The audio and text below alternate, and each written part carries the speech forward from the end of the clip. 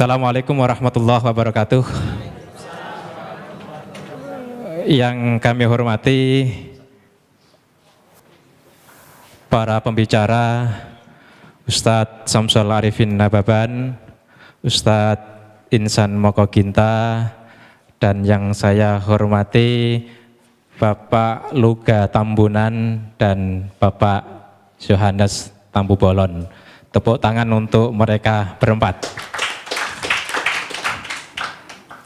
Acara ini adalah acara debat dengan tema Who is Jesus? Siapa sesungguhnya Yesus, siapa sesungguhnya Isa?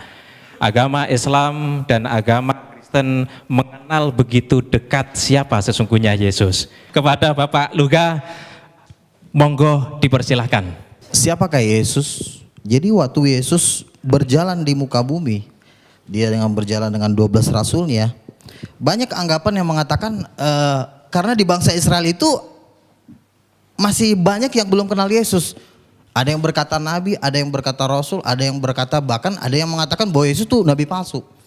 Di Matius 16 waktu itu Yesus bertanya kepada orang-orang yang di sekeliling dia. Dia berkata, menurut kamu siapakah anak manusia itu? Yesus ngomong seperti itu. Siapakah anak manusia itu? Lalu jawab murid-muridnya, ada yang berkata nabi, ada yang berkata Elia, Yesus katanya gitu. Terus mereka menjawab lagi, ada yang berkata Musa atau salah seorang di antara para nabi. Saudara tahu bahwa jawaban dari mereka ini sebenarnya sudah mewakili jawaban dari semua agama. Tetapi pada saat Yesus mendengarkan jawaban mereka ini, Yesus tidak mengatakan, itu benar. Apa tadi? Nabi. Itu benar nabi. Yesus tidak marah seperti itu. Dia tidak pernah mengatakan seperti itu. Dia jalan lagi. Menurut kamu siapakah anak manusia itu? Salah satu di antara para nabi. Dia lewat. Siapakah Yesus itu? Musa. Dia lewat juga. Karena jawaban ini adalah menentukan hidup yang kekal. Jawaban ini menentukan keselamatan yang kekal. Lalu Yesus bertanya kepada murid-muridnya yang 12 itu. Menurut kamu siapakah aku ini? Dan kemuliaan Tuhan turun atas Petrus. Petrus menjawab, engkau adalah Mesias anak Allah.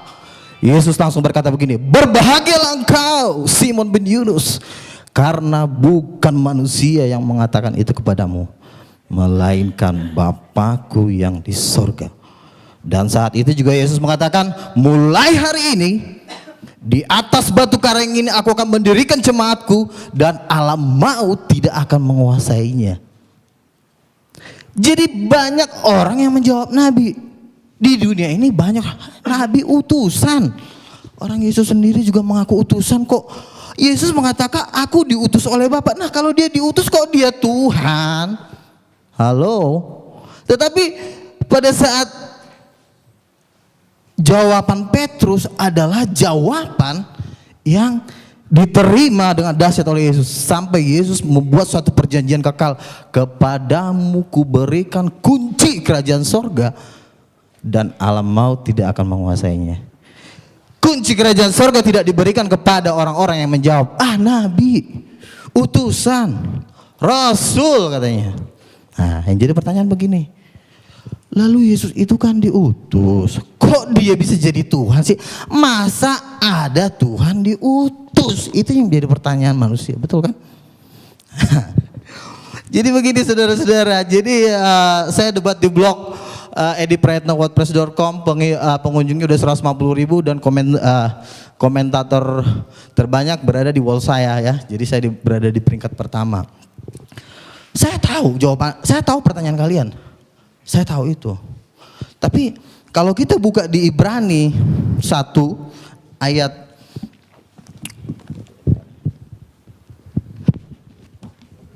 Ibrani 1 ayat yang kedua, saya bacakan dari sini. Maka pada zaman akhir ini ia telah berbicara kepada kita.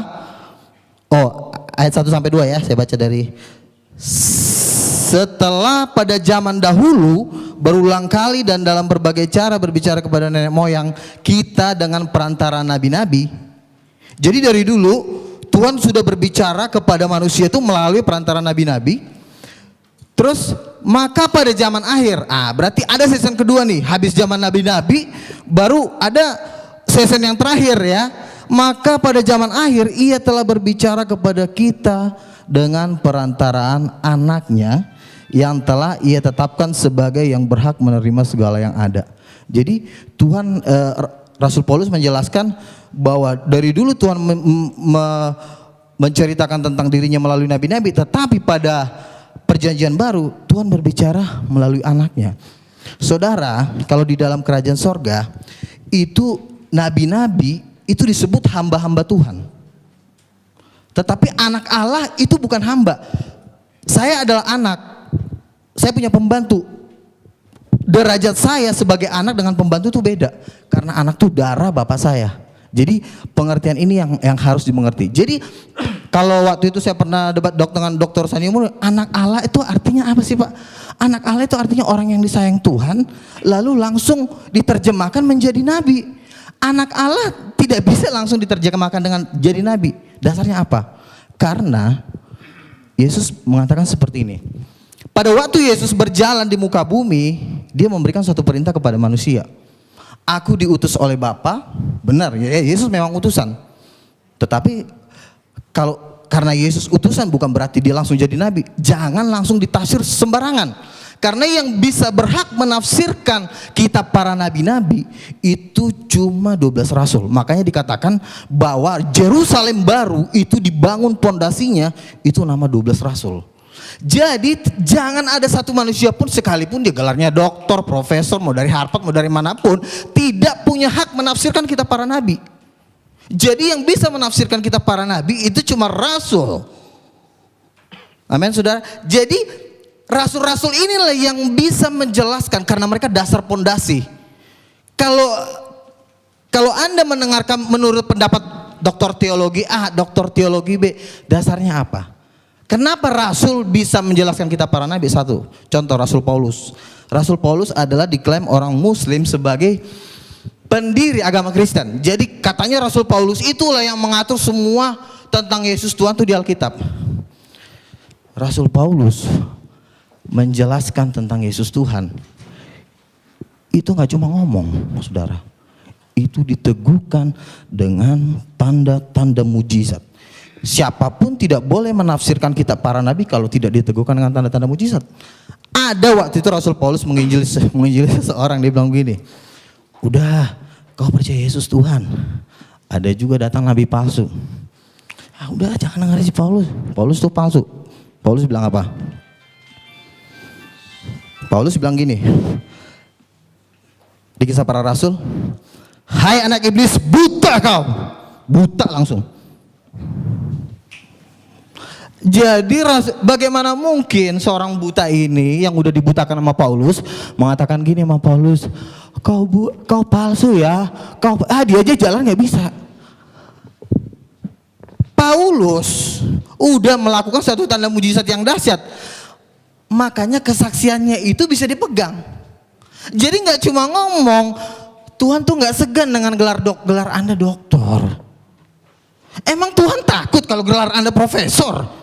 Tuhan gak takut, tetapi Tuhan takut apabila engkau disertai Tuhan dan engkau melakukan tanda-tanda mujizat. Mungkin Anda berkata, wah, Joko Bodo juga bisa bikin mujizat. Ini juga bisa bikin mujizat, siapa tuh? Ponari.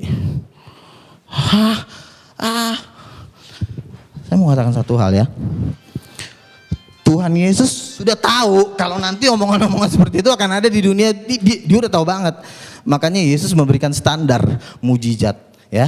Dia berikan standar. Waktu itu Yohanes Pembaptis bertanya, apakah engkau Mesias? Apakah engkau yang akan datang itu? Yesus memberikan standar mujizat kepada murid-murid Yohanes yang diutus ke dia. Dia bilang begini, katakan kepada Yohanes, orang buta melihat, orang lumpuh berjalan, orang mati dibangkitkan, dan kepada orang miskin diberikan tanda-tanda mujizat. Jadi mujizat ini menjadi standar kemuliaan Tuhan. Jadi pertanyaan gini, Joko Bodo juga bisa bikin mujizat. Kalau memang Joko Bodo bisa bikin mujizat, coba bikin aja kayak gitu. Saya nggak pernah dengar mujizat-mujizat seperti yang dikatakan di Matius 9 ayat 8. Bangkitkanlah orang mati, usirlah setan, tahirkan orang kusta, celikkan mata orang buta. Dan ayat ini cuma ada di Alkitab, saudara. Maaf nih saudara, ayat seperti itu tidak ada di Al-Quran. Jadi mujizat, makanya Tuhan mengatakan,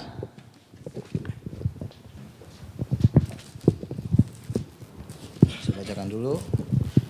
Jadi pernyataan-pernyataan seseorang harus diteguhkan dengan tanda-tanda mujizat. Saya baca Kisah Para Rasul 14 ayat 3. Paulus dan Barnabas tinggal berapa waktu lamanya di situ. Mereka mengajar dengan berani karena mereka percaya kepada Tuhan, dan Tuhan menguatkan berita tentang kasih karunia-Nya dengan mengaruniakan kepada mereka kuasa untuk mengadakan tanda-tanda mujizat. Jadi tanda-tanda mujizat itu, lalu pernah saya debat di Facebook, dibilang begini, Pak Luga, mujizat kan itu kan ada kan cuma di zaman Nabi. Coba tunjukin ayatnya di mana mujizat cuma berhenti di zaman Nabi. Yoel 2 ayat 28 mengatakan bahwa pada hari-hari terakhir justru Tuhan lebih dahsyat lagi bikin mujizat. Bahkan dia bisa menurunkan api dari langit. Reinhard Bonnke mengadakan KKR di Afrika, itu sampai 100 orang mati dibangkitkan. Orang buta melihat, orang lumpuh berjalan. Lalu ada satu orang lagi, teman saya ngomong gini, ada namanya Paulus Tanker loh Pak Luga. Kenapa Paulus Tanker? Dia itu mantan pendeta. Oh gitu, terus apa? Dia temannya Gilbert Umenong, terus kenapa? Katanya orang yang buta itu dibayar, habis dibayar disuruh maju ke depan, pas buta melihat, wih orang jadi histeris, jadi itu dibayar katanya. Oh gitu, dibayar. Jadi siapa tadi namanya? Paulus Tanker. Oke. Kan firman Tuhan berkata 2-3 orang saksi sah. Kalau memang itu dibayar, akan juga banyak cerita-cerita seperti Paulus Tanker di Nigeria, di Afrika, dan banyak terjadi pembayaran. Jadi tidak bisa satu orang kesaksian dijadikan menjadi satu landasan. Karena 4 tahun saya berdebat, dari tahun 2000 saya berdebat waktu itu dengan Pak Jahir, kan ketua lembaga kristologi. Dia bilang, wah itu mujizat palsu, itu cuma direkayasa. Tetapi apa yang terjadi? Di TV-TV banyak terjadi mujizat Tuhan. Dan saya mau katakan, terus terang dari hati nurani saya, belum pernah ada kiai bikin seperti itu. Sama juga di zaman Yesus. Di zaman Yesus itu banyak juga tukang-tukang sihir, tukang-tukang santet, tukang-tukang apa. Tetapi pada saat Yesus melakukan mujizat yang luar biasa, bangsa Israel mengatakan seperti ini, yang seperti ini belum pernah kita lihat di Israel. Jadi mujizat setan dengan mujizat Tuhan itu levelnya jauh. Kalau cuma batuk atau mungkin disayat terus hilang, itu kalau dijual nggak laku menurut saya. Tapi kalau orang buta melihat, orang lumpuh berjalan, orang mati dibangkitkan, dan mujizat-mujizat itulah yang meneguhkan kesaksian para rasul-rasul. Jadi Paulus ditentang di seluruh dunia. Siapa yang nentang? Pakar-pakar teologi ya, dokter-dokter. Coba lihat kehidupan mereka yang menentang Paulus. Siapa mereka? Mereka juga nggak jelas gitu loh. Kecuali mereka membuat tanda-tanda mujizat yang lebih dari Paulus. Dia membuat mujizat-mujizat yang 2 kali lipat lebih hebat dari Paulus, baru boleh dia ngomong. Tapi kalau cuma Paulus palsu, dasarnya apa? Itu ayatnya. Paulus sendiri mengatakan, oleh dustaku semua ini. Terus Paulus palsu apa? Paulus waktu nyanyi itu terjadi gempa bumi, dan orang yang dipenjara itu sampai mau bunuh diri. Itu terjadi gempa bumi. Mungkin orang mengatakan, itu kan karangannya Paulus, bukan karangan Paulus. Kenapa? Karena sampai hari ini mujizat itu masih sampai hari ini tetap terjadi. Nah, jadi artinya kalau saudara Paulus Tanker mengatakan bahwa itu mujizat palsu, Tuhan kan bilang kita harus cerdik. Kita harus juga mengumpulkan saksi-saksi, bukan cuma Paulus Tanker. Kumpulin dulu dia 100 orang yang mempunyai kesaksian kayak Paulus Tanker, ada enggak? Ini kan cuma satu doang yang baru saya dengar. Jadi artinya kesaksian-kesaksian seperti ini tidak bisa dijadikan jadi dasar untuk melawan rasul-rasul.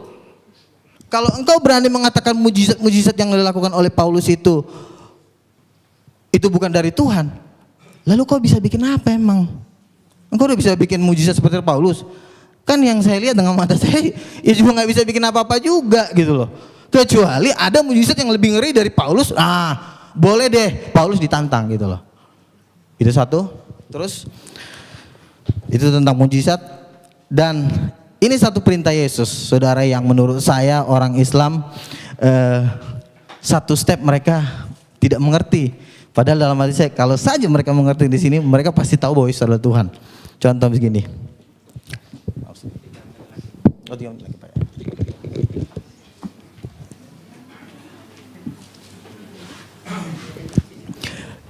Yesus turun ke bumi, dia memberikan satu perintah. Perintahnya apa? Yesus berkata, percayalah kepada Allah, berdoalah kepada Allah. Orang Islam langsung amin, yes. Wih, sama dong sama kita. Yesus aja juga menyuruh orang berdoa kepada Allah. Wih, yes. Kita percaya kepada Allah, sama. Buktinya Yesus menyuruh orang berdoa kepada Allah. Berarti dia bukan Tuhan. Salah. Masih ada sambungannya. Inilah yang kalian gak pernah pelajarin. Apa? Yesus mengatakan seperti ini. Berdoalah kepada Allah. Terus sambungannya apa? Ada yang tahu nggak? Ada yang tahu nggak? Berarti nggak pernah baca Alkitab. Ayo, ada yang tahu nggak? Wah, katanya ini pakar-pakar kristologi semua nih. Katanya, wah, berdoalah kepada Allah. Sambungannya apa? Kan orang Muslim kan mengatakan gini, berdoalah kepada. Oh iya, sama. Kita disuruh percaya sama Allah. Terus itu masih ada sambungannya. Orang Islam nggak mau. Enggak. Percaya kepada Allah. Cukup. Menyembah Allah aja. Allahu Akbar. Kata Yesus, belum selesai. Enggak. Cuma itu aja. Yang penting berdoa kepada Allah. Belum selesai, kata Yesus. Dan apa yang terjadi di hari penghakiman? Yesus memisahkan antara domba dan kambing. Yesus akan mengatakan seperti ini karena Yesus mengatakan berdoalah kepada Allah. Sambungannya adalah dalam namaku. Jadi begini, oke. Sembah Allah, Allahu Akbar. Terus kata Yesus, harus pakai dalam namaku. Loh, kenapa harus pakai dalam namaku? Emang Yesus siapa? Ya kan? Yang menjadi pertanyaan adalah, emang Yesus siapa? Kenapa harus pakai nama dia? Loh, harus dalam nama Allah. Harusnya nama Allah dong. Sekarang saya tanya sama ibu, nama Allah siapa? Allah. Nama Allah katanya Allah. Salah. Yesus tidak pernah menulis di Alkitab, wahai kamu manusia di muka bumi. Ya Tuhan Yesus. Nama Allah, nama Bapakku adalah Allah. Mana ayatnya? Dalam Al-Quran ada. Ya. Jadi begini, makanya kita harus tahu perjanjian lama. Waktu Musa diutus oleh Tuhan. Habis. Oke, itu aja. Oke. Tetap semangat, jangan takut. Oke. Baik, tepuk tangan untuk Pak Luka Tambunan. Masih semangat Bapak Ibu? Bapak Yohanes Tampu Bolon, kepada beliau yang terhormat dipersilahkan. Saya juga termasuk orang, artinya orang beragama tapi tidak bertobat. Tapi puji Tuhan, saya ditangkap Tuhan terakhir ini tahun 90-an. Saya makin mengenal Tuhan, saya punya karunia. Walaupun sudah ditegur oleh Tuhan, sudah dikasih firman oleh nabi-nabinya juga lemah semua. Jadi para nabi pun tidak sanggup membimbing manusia itu. Itulah sebabnya sebenarnya Tuhan akhirnya berbelas kasihan. Makanya Tuhan itu Tuhan yang pemurah, yang kasih. Tuhan akhirnya di Yohanes 20, ya, saya catat di sini. Yohanes 29:31, Tuhan mengutus Yesus turun ke dunia untuk menyelamatkan manusia itu. Karena nabi pun tidak sanggup untuk menyelamatkan manusia itu. Jatuh di dalam dosa. Dan apa rahasianya? Saudara-saudara, ada di dalam satu hukum karena ini kejadiannya kedatangan Yesus ada di Israel. Kalau orang berdosa harus dihukum mati, saudara-saudara. Itu hukum Israel di sana, ya. Jadi saudara-saudara, bagaimana mengampuni dosa ini yang banyak orang ini? Apakah harus dimatikan? Tuhan akhirnya berbelas kasihan. Itu tidak sangat mungkin. Saya menciptakan mereka segambar dengan saya. Akhirnya dengan kasih Allah, inilah yang kita kenal dengan Tuhan Roh Pemurah. Dia mengutus Yesus yang adalah rohnya sendiri sesuai dengan Alkitab dan Al-Quran. Itu dia bukan hasil perkawinan manusia biasa. Tapi Alkitab menyaksikan dia adalah roh Allah sendiri. Dia hanya menjelma. Al-Quran juga saya baca, dia adalah menjelma gitu ya melalui Miriam, ya. Hampir sama titik tertemunya di sini. Jadi kalau dua Alkitab mengatakan tentang Mesias itu adalah roh Allah, kebenarannya tidak ada yang bisa menyangkal, saudara-saudara. Ya itu. Jadi di sinilah yang kita bersyukur dua agama besar ini, bahkan sebenarnya dengan agama Yahudi di dalam akhir zaman ini sedang Tuhan pertemukan. Ya, mengenal Tuhan itu sendiri. Sedang Tuhan pertemukan. Inilah keajaiban tiga agama ini. Maaf aja dengan agama yang lain saya tidak bisa nyambung. Karena tidak ada nabi-nabinya. Tidak ada pewahyuannya. Karena kunci rahasia daripada firman adalah ada pewahyuan dan harus ada nabinya. Ya, nggak mungkin itu diberikan kepada bukan manusia nabi. Kalau manusia biasa nggak bisa, bapak-bapak sekalian. Ya, nggak sembarangan. Jadi itulah saudara-saudara kekasih. Akhirnya Tuhan mengutus Yesus sebagai Mesias. Dan persoalannya sekarang, kenapa Yesus yang diutus, bukan nabi lagi? Saya belajar Alkitab teologi, saudara-saudara. Ternyata saudara-saudara, yang harus dihukum ini harus mati. Untuk mengampuni dosa ini harus mati. Itu benar, Yesus harus mati. Makanya menurut teologi, Yesus itu 100% manusia. Tapi persoalannya sekarang, siapa yang bisa mengampuni dosa manusia? Apakah ada manusia yang bisa mengampuni manusia? Enggak bisa. Hanya Tuhan yang bisa mengampuni dosa manusia. Makanya Yesus itu setengah ya roh Allah dan memang ada dagingnya adalah manusia dan lahir ke bumi. 100% Allah dan 100% manusia. Itulah keajaibannya. Ya, inilah keajaiban daripada rahasia ini, Bapak Ibu sekalian. Karena apa? Kalau nabi sendiri nggak sanggup mengampuni dosa, Bapak Ibu sekalian, nggak sanggup. Itulah makanya waktu saya belajar teologi, oh iya luar biasa. Saya juga mengerti, oh luar biasa kenapa sampai seperti itu adanya rahasia Tuhan itu. Jadi itulah sebabnya oleh karena kasihnya dia mengutus Yesus dengan seperti itu, rahasia seperti itu, saudara-saudara. Ya, dan saudara-saudara, apa yang terjadi ketika Yesus benar-benar disalib, ya, oleh Raja Herodes itu, Raja Herodes menyalib dia.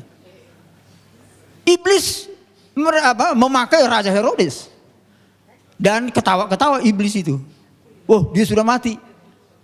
Tapi jangan salah, Bapak Ibu Alkitab ini mengatakan semua ada di firman ini, tapi saya nggak sempat baca ini karena sangat cepat. Ada tertulis di sini, saya singkat aja poinnya. Ketika Yesus tersalib, dia dikubur. 3 hari lamanya dia ke alam maut.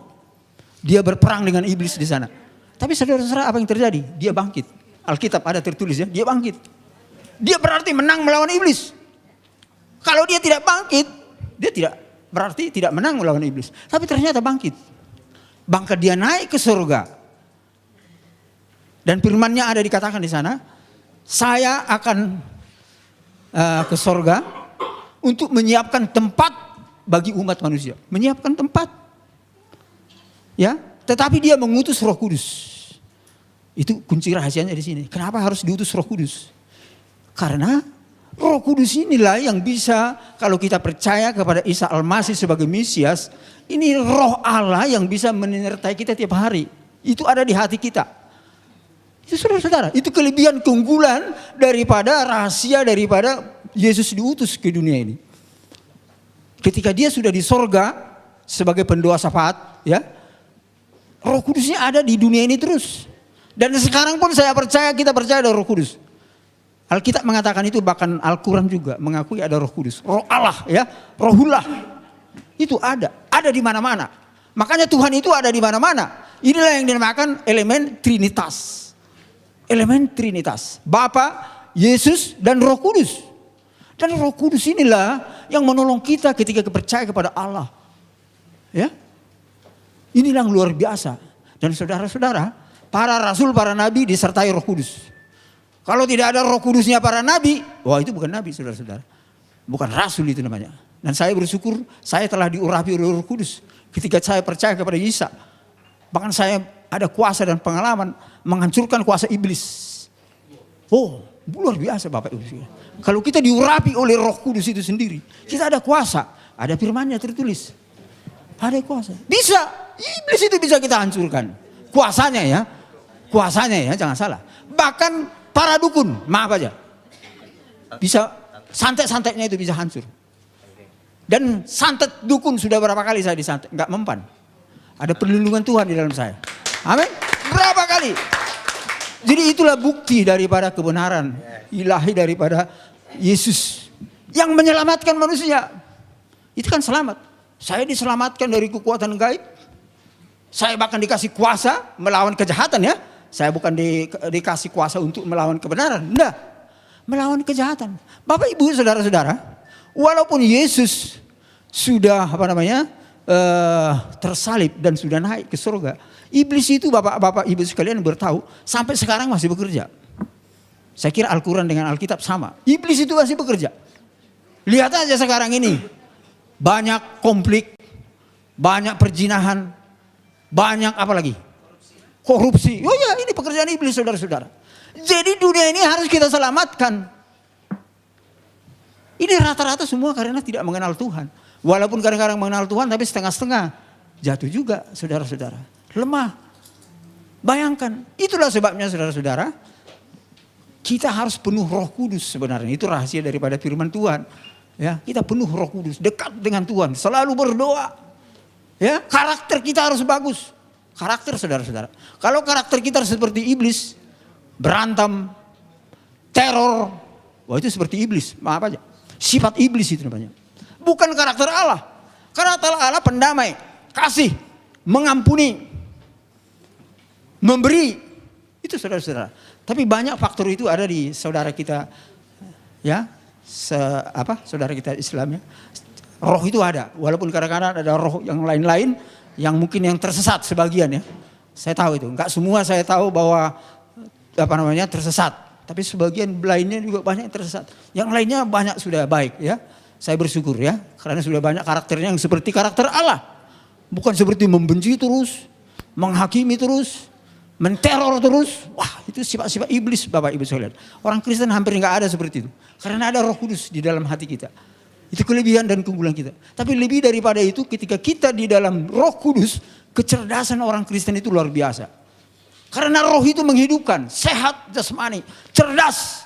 Makanya penemu hadiah Nobel rata-rata orang Kristen. Rata-rata. Amin. Ini bukan saya menambah, ini fakta. Walaupun saya nggak tahu ada satu muncul sekarang orang dari Ismail ya, 112 ya. Tapi kebanyakan itu orang-orang pengikut Isa Al-Masih saudara-saudara. Dan itulah namanya Yesus itu roh yang menolong dan menyelamatkan. Bahkan memberi kehidupan. Sampai dia cerdas menguasai teknologi sehingga manusia ini bisa hidup. Coba aja nggak ada ilmu pengetahuan. Coba ada nggak ada teknologi. Bagaimana mau hidup manusia ini? Kelaparan semua. Kelaparan semua. Bahkan saudara-saudara, saya ini namanya Yohanes. Bapak itu nama ini ajaib. Bernama Yohanes yang pertama adalah saksi kepada Yesus sebagai Mesias, kedatangan yang pertama. Saya ini saudara-saudara dengan karunia daripada Tuhan nubuatan. Saya ini bermimpi, penglihatan, firman rema, mujizat dan pendengaran saudara-saudara. Ya, saya ini sudah kelas hamba Tuhan yang istimewa di hadapan Tuhan dan bisa menyingkapkan banyak rahasia. Bahkan tugas saya bernama Yohanes adalah menyaksikan Yesus yang datang sebagai hakim dan raja. Ini tugas saya saudara-saudara. Hakim yang lurus ada di Alkitab dan di Al-Quran. Itu harus datang. Itulah titik temu dan konsistensi daripada rencana Allah menyelamatkan dunia ini. Dia sebagai Mesias dan tapi dia harus datang sebagai hakim raja. Karena Bapak Ibu sekalian sampai sekarang ini masih banyak yang menolak Isa Al-Masih, Yesus sebagai jalan yang lurus. Makanya terjadi gempa dan banjir. Itu ada di Alkitab. Nggak tahu, maaf aja saya nggak tahu, nggak pernah di Al-Quran kalau ada puji Tuhan. Itu ada titik temunya, puji Tuhan. Tapi di Alkitab ada. Yesus yang datang sebagai hakim raja itu melalui gempa, api lumpur dan sebagainya. Puji Tuhan, ada titik temunya ya. Ini kebenaran. Dan ini sudah terjadi di Indonesia. Aceh. Apalagi? Jogja, api lumpur dan sebagainya. Dan itulah maksud Tuhan untuk menyelamatkan. Karena apa? Kalau kita lihat dunia ini termasuk Indonesia. Tidak hanya Indonesia ya, dunia. Sedang krisis namanya multidimensi. Saya orang ekonom, makanya Tuhan panggil saya sebagai orang ekonom. Ini yang saya tulis di buku saya ini. Bagaimana rahasia menyelesaikan krisis multidimensi. Saya menemukan teori ekonomi yang baru, saudara-saudara. Saya menemukan teologi yang baru. Ya, ini yang saya ceritakan ini secara singkat. Akibat daripada rahasia itu dibuka Tuhan kepada saya. Sehingga dunia ini, Indonesia ini menjadi baru. Karena apa saudara-saudara? Kerajaan Allah yang Tuhan mau bangun sekarang ini bukan langsung ke sorga. Ini adalah zaman akhir zaman, 1000 tahun damai. Itu sesuai dengan Wahyu 20. Yesus yang memerintah sebagai hakim raja. Karena dia yang pernah datang ke dunia ini, dia akan kembali ke dunia ini menjadi raja di dunia ini. Raja yang memulihkan dunia ini. Loh ini saudara-saudara, jangan istilahnya salah mengerti. Kalau bukan Tuhan yang memulihkan dunia ini, siapa yang sanggup? Nabi pun tidak sanggup dalam sejarahnya. Hanya Tuhan. Roh Allah itu sendiri bekerja melalui orang-orang yang baik dan benar. Sehingga antara lain moral etika daripada pemimpin ekonomi politik termasuk pemimpin agama ini harus benar. Dan disitulah roh Allah itu bekerja. Kalau berdosa terus hubungan kita dengan Tuhan putus. Ya, bahkan dihakimi kita. Kalau kita berdosa terus walaupun kita sudah beragama namanya. Itu? Tapi berdosa terus. Inilah rencana Tuhan saudara-saudara sebagai hakim raja. Makanya saya pernah bertanya kepada Tuhan, kenapa Tuhan Yesus datang sebagai Mesias, kemudian datang sebagai hakim raja. Saudara-saudara sekalian, penelitian saya di dalam alam roh dan Alkitab, Yesus datang sebagai Mesias itu dia lebih menekankan kepada roh kemurahan, kasih. Ya, bahkan dia sampai mau tersalib untuk menyelamatkan manusia itu. Tetapi saudara-saudara, Alkitab mengatakan kalau Yesus datang sebagai hakim raja, dia akan mencurahkan sifat Allah yang perkasa. Bukan yang pemurah, yang perkasa. Tapi tidak meninggalkan yang pemurah. Ini aspek nubuatan ya, teologi. Yang perkasa artinya tegas. Yang jahat harus dihukum. Yang fasik harus ditegur. Bertobat. Begitu saudara-saudara. Sampai terjadi gempa banjir itu semua adalah teguran. Bagi orang-orang yang gak percaya Tuhan itu saudara-saudara. Sampai dia semua agama percaya bahwa hakim yang adil itu, jalan yang lurus itu menyatakan dirinya. Kiranya Tuhan memberkati kita semua.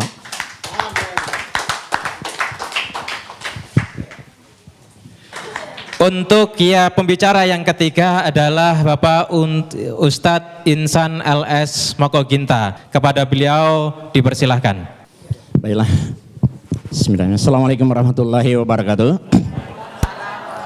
Alhamdulillahillazi arsala rasulahu bil huda wa dinil haq liyuzhir 'ala dini kullihi walau karihal musyrikun. Asyhadu an la ilaha illallah wahdahu la syarikalah. Asyhadu anna Muhammadar Rasulullah la nabiyya ba'dah. Amma ba'd.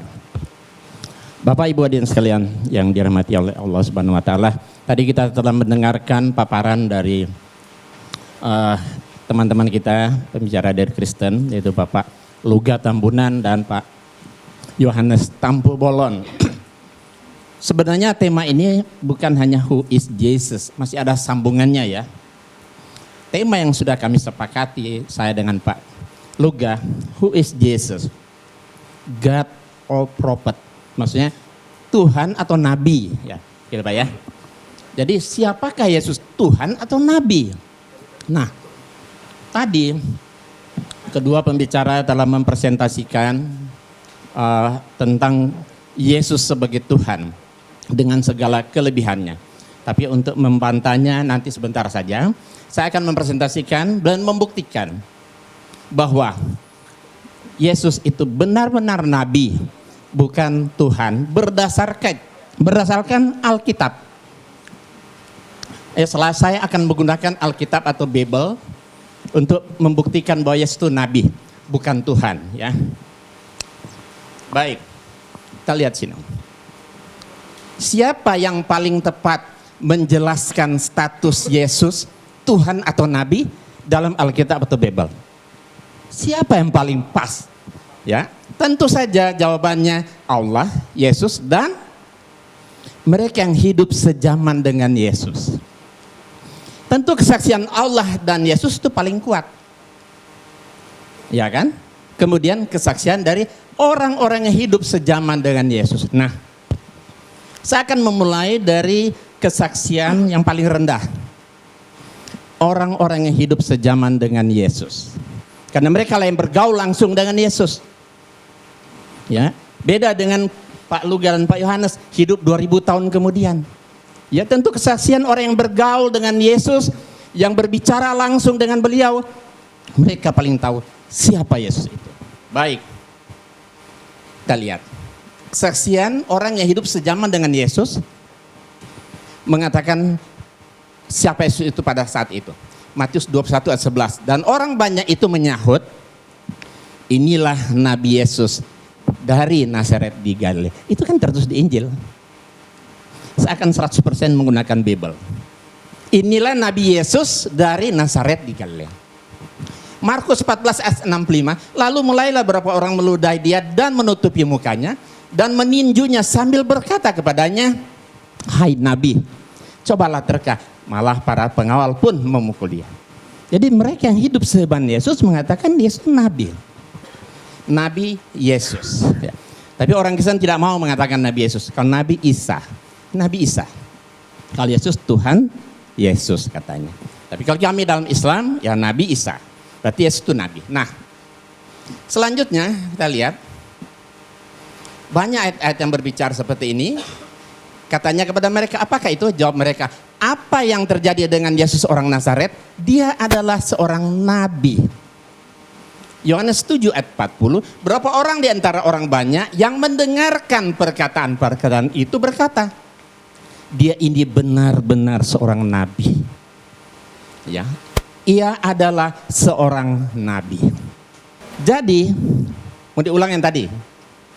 Enggak, langsung ya. Jadi tadi kesaksian orang yang hidup sejaman dengan Yesus mengatakan Yesus itu adalah nabi. Saya lebih percaya kepada orang yang bergaul dan hidup sejaman dengan Yesus ketimbang orang yang hidup 2000 tahun kemudian.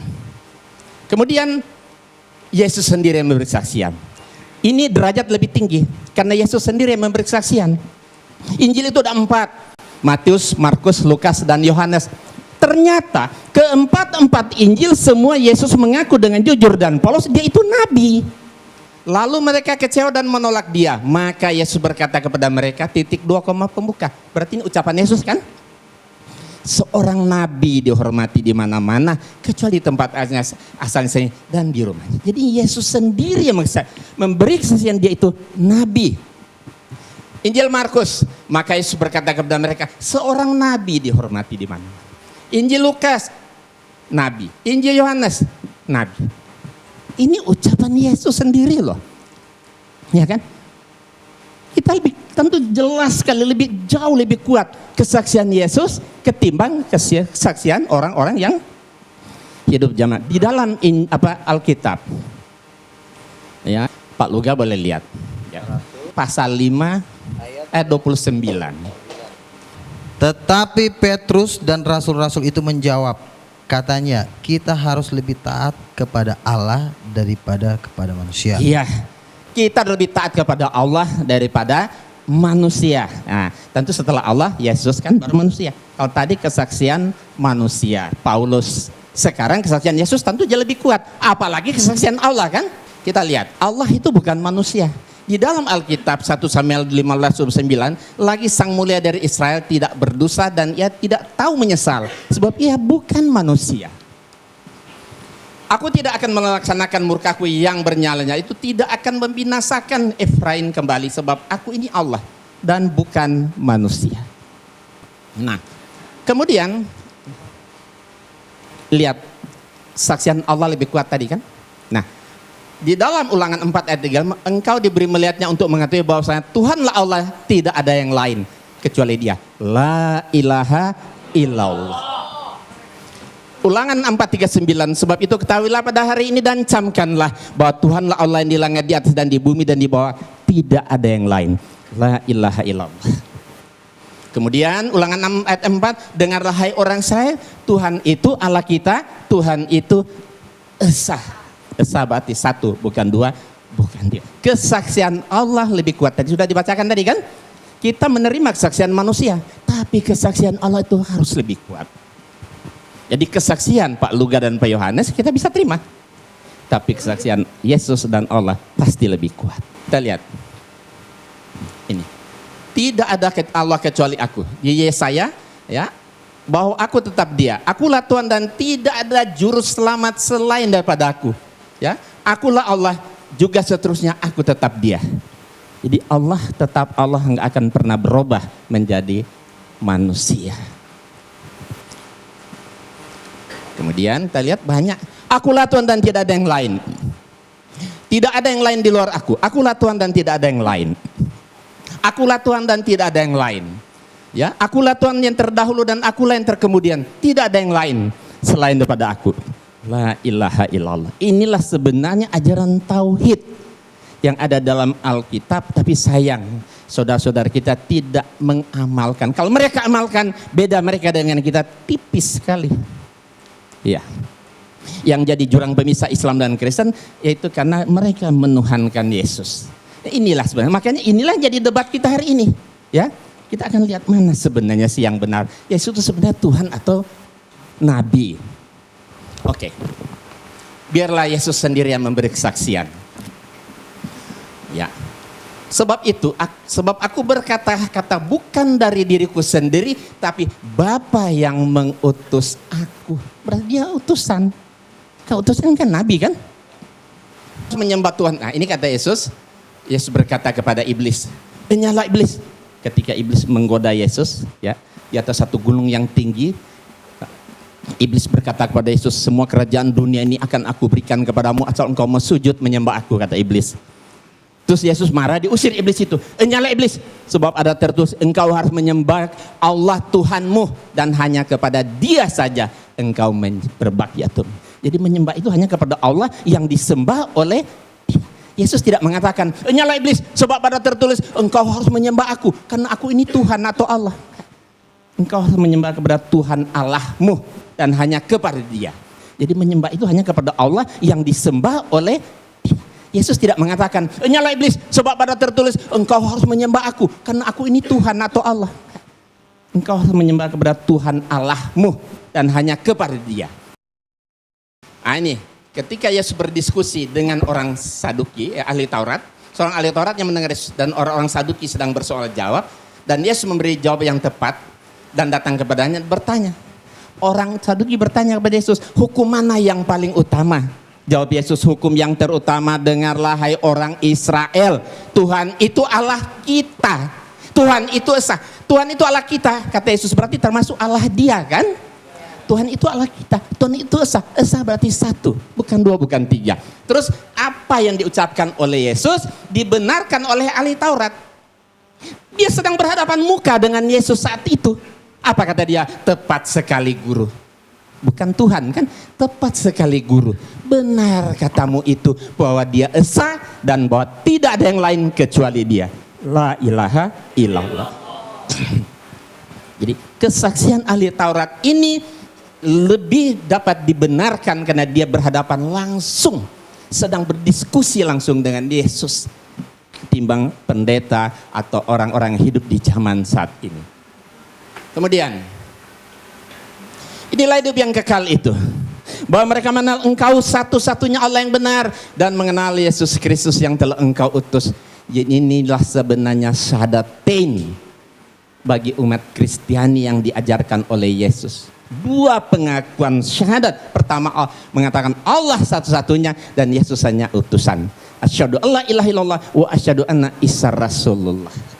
Kata Yesus, iya, inilah hidup yang kekal, itu bahwa mereka mengenal Engkau, Allah, maksudnya satu-satunya Allah yang benar, dan mengenal Yesus Kristus yang telah Engkau utus. Berarti dia hanya seorang utusan.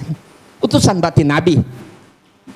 Dan segala firman yang Engkau sampaikan kepadaku telah Kusampaikan kepada mereka, dan mereka menerima, sebab mereka benar-benar tahu bahwa Aku datang daripadamu, dan mereka percaya bahwa Engkaulah yang telah mengutus Aku.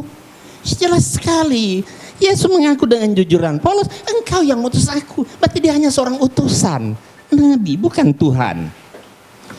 Dan jikalau Aku menghakimi, maka penghakimanku itu benar, sebab Aku tidak seorang diri, tapi Aku bersama Dia yang mengutus Aku. Allah yang mengutus. Berarti Yesus seorang utusan, seorang nabi Allah, bukan Tuhan. Banyak sekali. Nah, ini menarik. Saya terjemahkan ke dalam berbagai bahasa. Ada bahasa Jawa, ada bahasa Sunda, ada bahasa Batak, ada bahasa Padang. Ini ucapan Yesus ya. Ini Yesus sendiri berkata, Aku tidak dapat berbuat apa-apa dari diriku sendiri. Aku menghakimi sesuai dengan yang apa aku dengar. Dan penghakimanku adil. Sebab aku tidak menuruti kehendakku sendiri, melainkan kehendak Dia yang mengutus aku. Aku orang bisa nindake apa-apa sakader karep kude. Aku nggak bisa. Ya kan? Ini bahasa Sunda. Ya. Jadi kalau Yesus itu Tuhan, tidak mungkin masa ada Tuhan nggak bisa berbuat apa-apa. Masa ada Tuhan yang nggak bisa menuruti kehendaknya sendiri. Kenapa dia nggak bisa? Karena dia bukan Tuhan, dia cuma nabi. Dia hanya seorang utusan Tuhan. Wajar. Ya kan? Nah, nih bahasa Toba. Nah ini barangkali orang Batak, pembicara kita di 3 depan ini Batak. Nah mungkin bisa dilihat ini. Ya, Batak Toba. Artinya sama seperti tadi. Ini ada orang Padang, Ambo indak dape, doh mampa buat. Aku nggak bisa berbuat apa-apa. Ya enggak mungkin ada Tuhan yang nggak bisa berbuat apa-apa dong. Ya kalau menempatkan Yesus jadi Tuhan jadi lemah ini kan.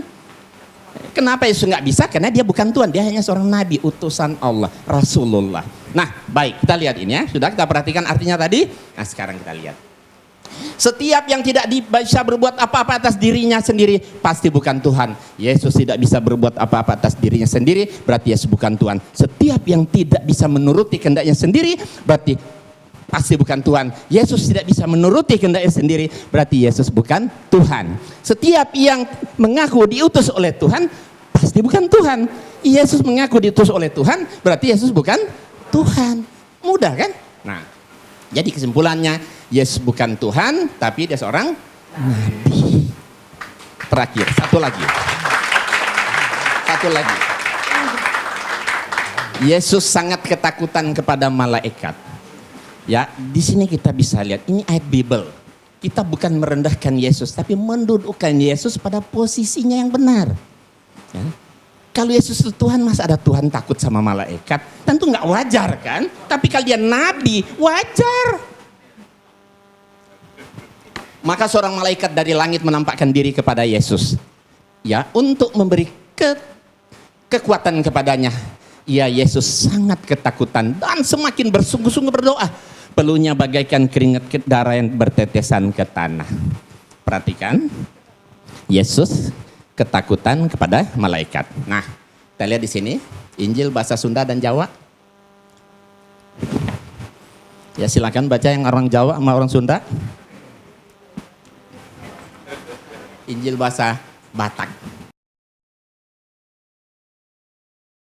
Ini bahasa Padang. Ada nggak orang Padang sini? Ada. Oke, kita lihat.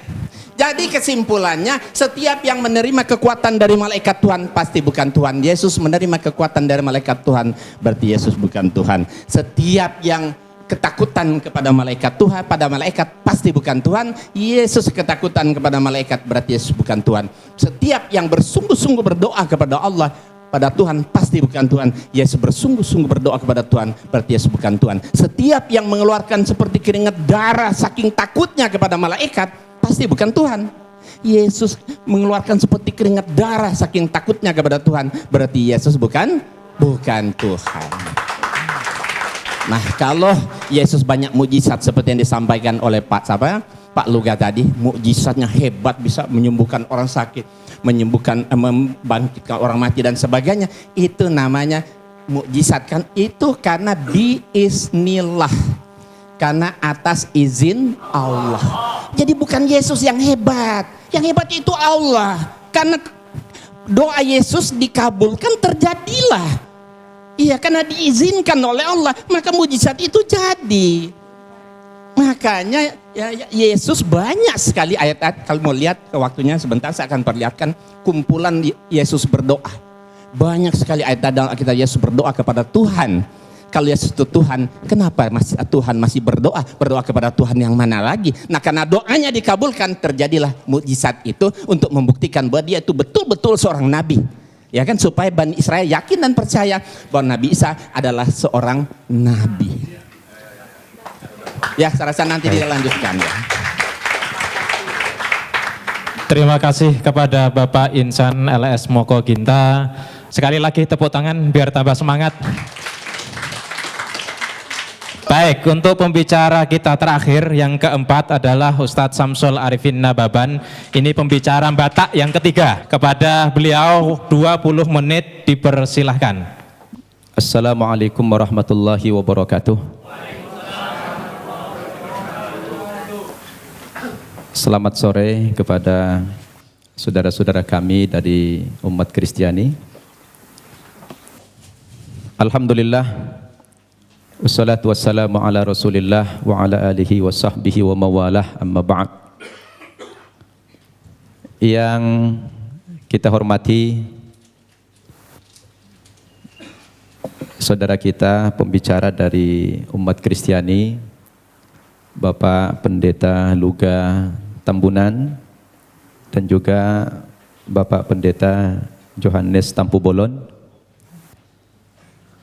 Juga yang kita hormati pembicara dari pihak Muslim, Ustadz Haji Insan LS Moko Ginta. Bapak-bapak, ibu-ibu, para hadirin dan pendengar yang saya muliakan.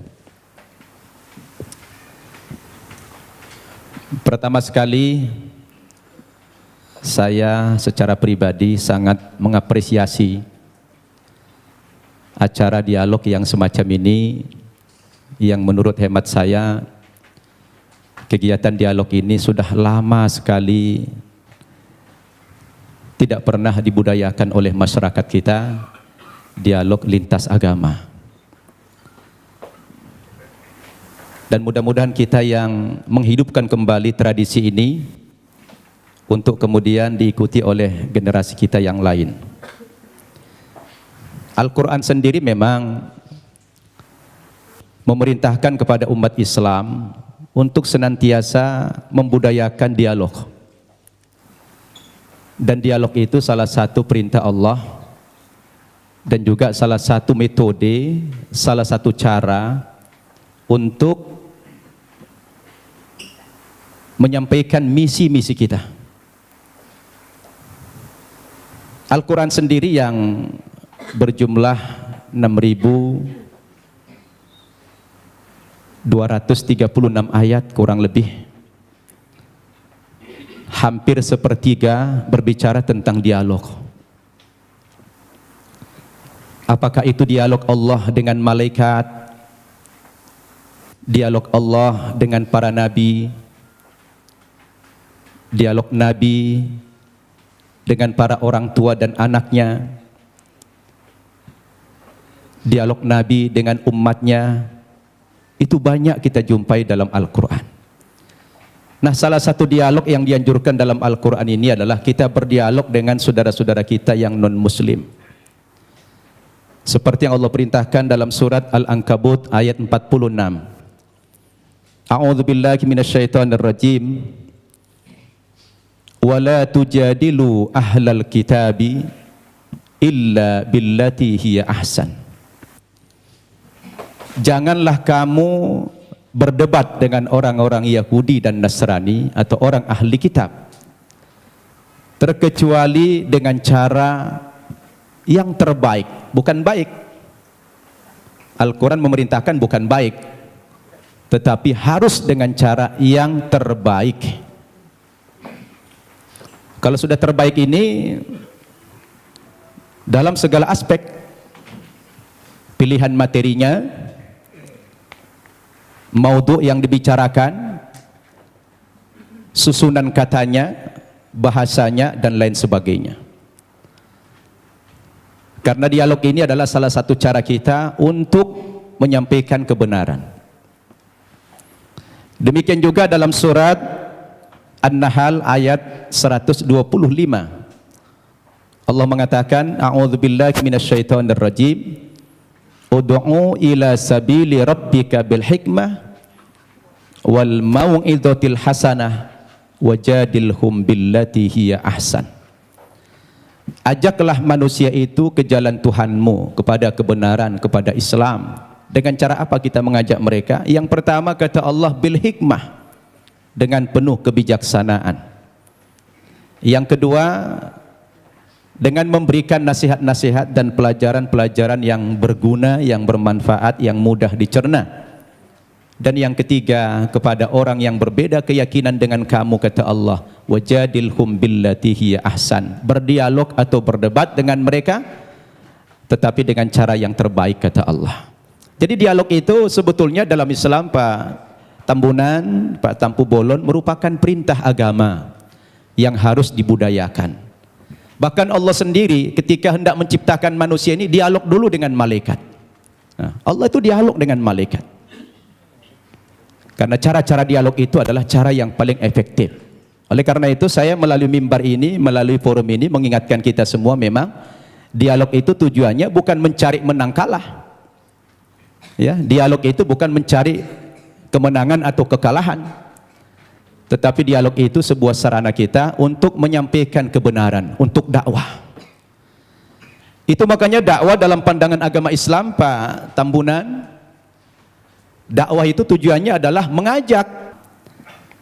Begitu juga Pak Tampu Bolon, ceramah. Saya tadi membayangkan Bapak berdua ini mempresentasikan materinya dengan hujjah, dengan dalil-dalil yang jelas. Justru malah terbalik, yang paling banyak bicara Alkitab malah Pak Insan dari Muslim.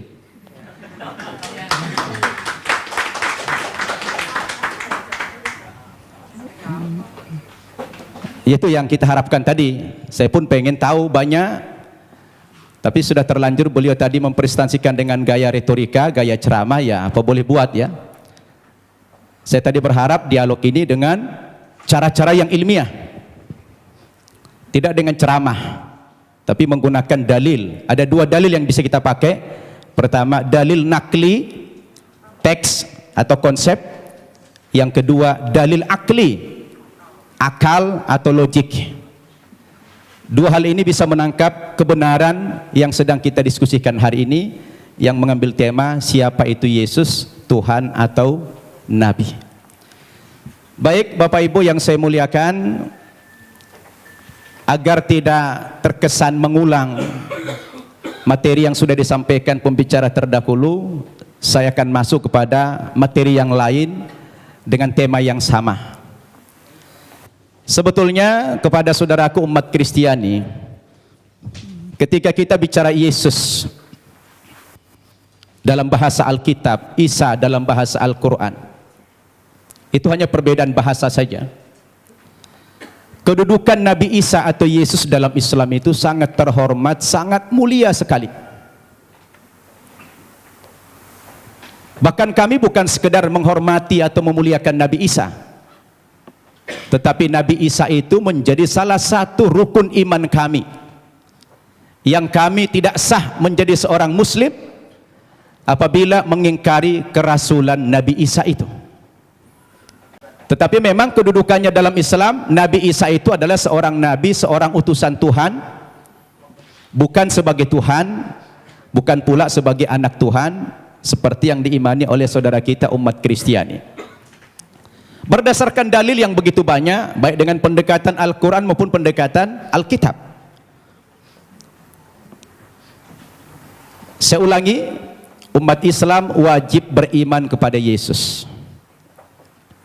Tidak sah iman umat Islam kalau tidak percaya kepada Yesus sebagai seorang rasul sebagai seorang nabi. Bayangkan itu Pak Tambunan, Pak Tampu Bolon, batal imannya orang Islam kalau mengingkari salah satu seorang nabi itu.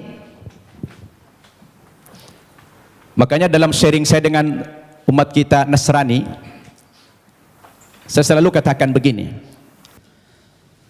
kalaulah seandainya agama Kristen itu yang benar,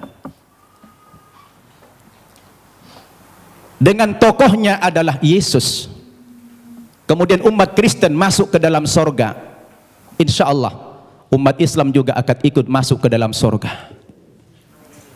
Kenapa? Karena kita beriman kepada Yesus. Tetapi kalau Islamlah yang benar, dengan tokoh kita Nabi Muhammad yang juga mengimani nabi-nabi yang terdahulu, kemudian saudara kita umat Kristiani tidak beriman kepada kerasulan Muhammad, mohon maaf, terpaksalah saudara kita masuk neraka kalau akan masuk surga. Ini untungnya menjadi umat Islam. Kenapa? Karena apa yang mereka imani kita imani juga, tetapi apa yang kita imani mereka tidak imani. Itulah perbedaan yang mendasar antara kita dengan umat Kristiani.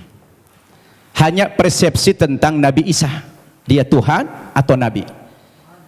Berdasarkan ayat-ayat Alkitab yang sudah dipaparkan begitu banyak oleh Ustadz Insan Mokoginta tadi, ternyata ratusan ayat yang kontradiksi. Ada yang mengatakan Nabi Isa itu Tuhan, ada yang mengatakan dia Nabi. Oleh karena itu, saya ingin mengajak antum semua untuk merenung. Ketika kita berbicara Yesus itu Nabi atau Tuhan, apa yang menjadi parameter kita?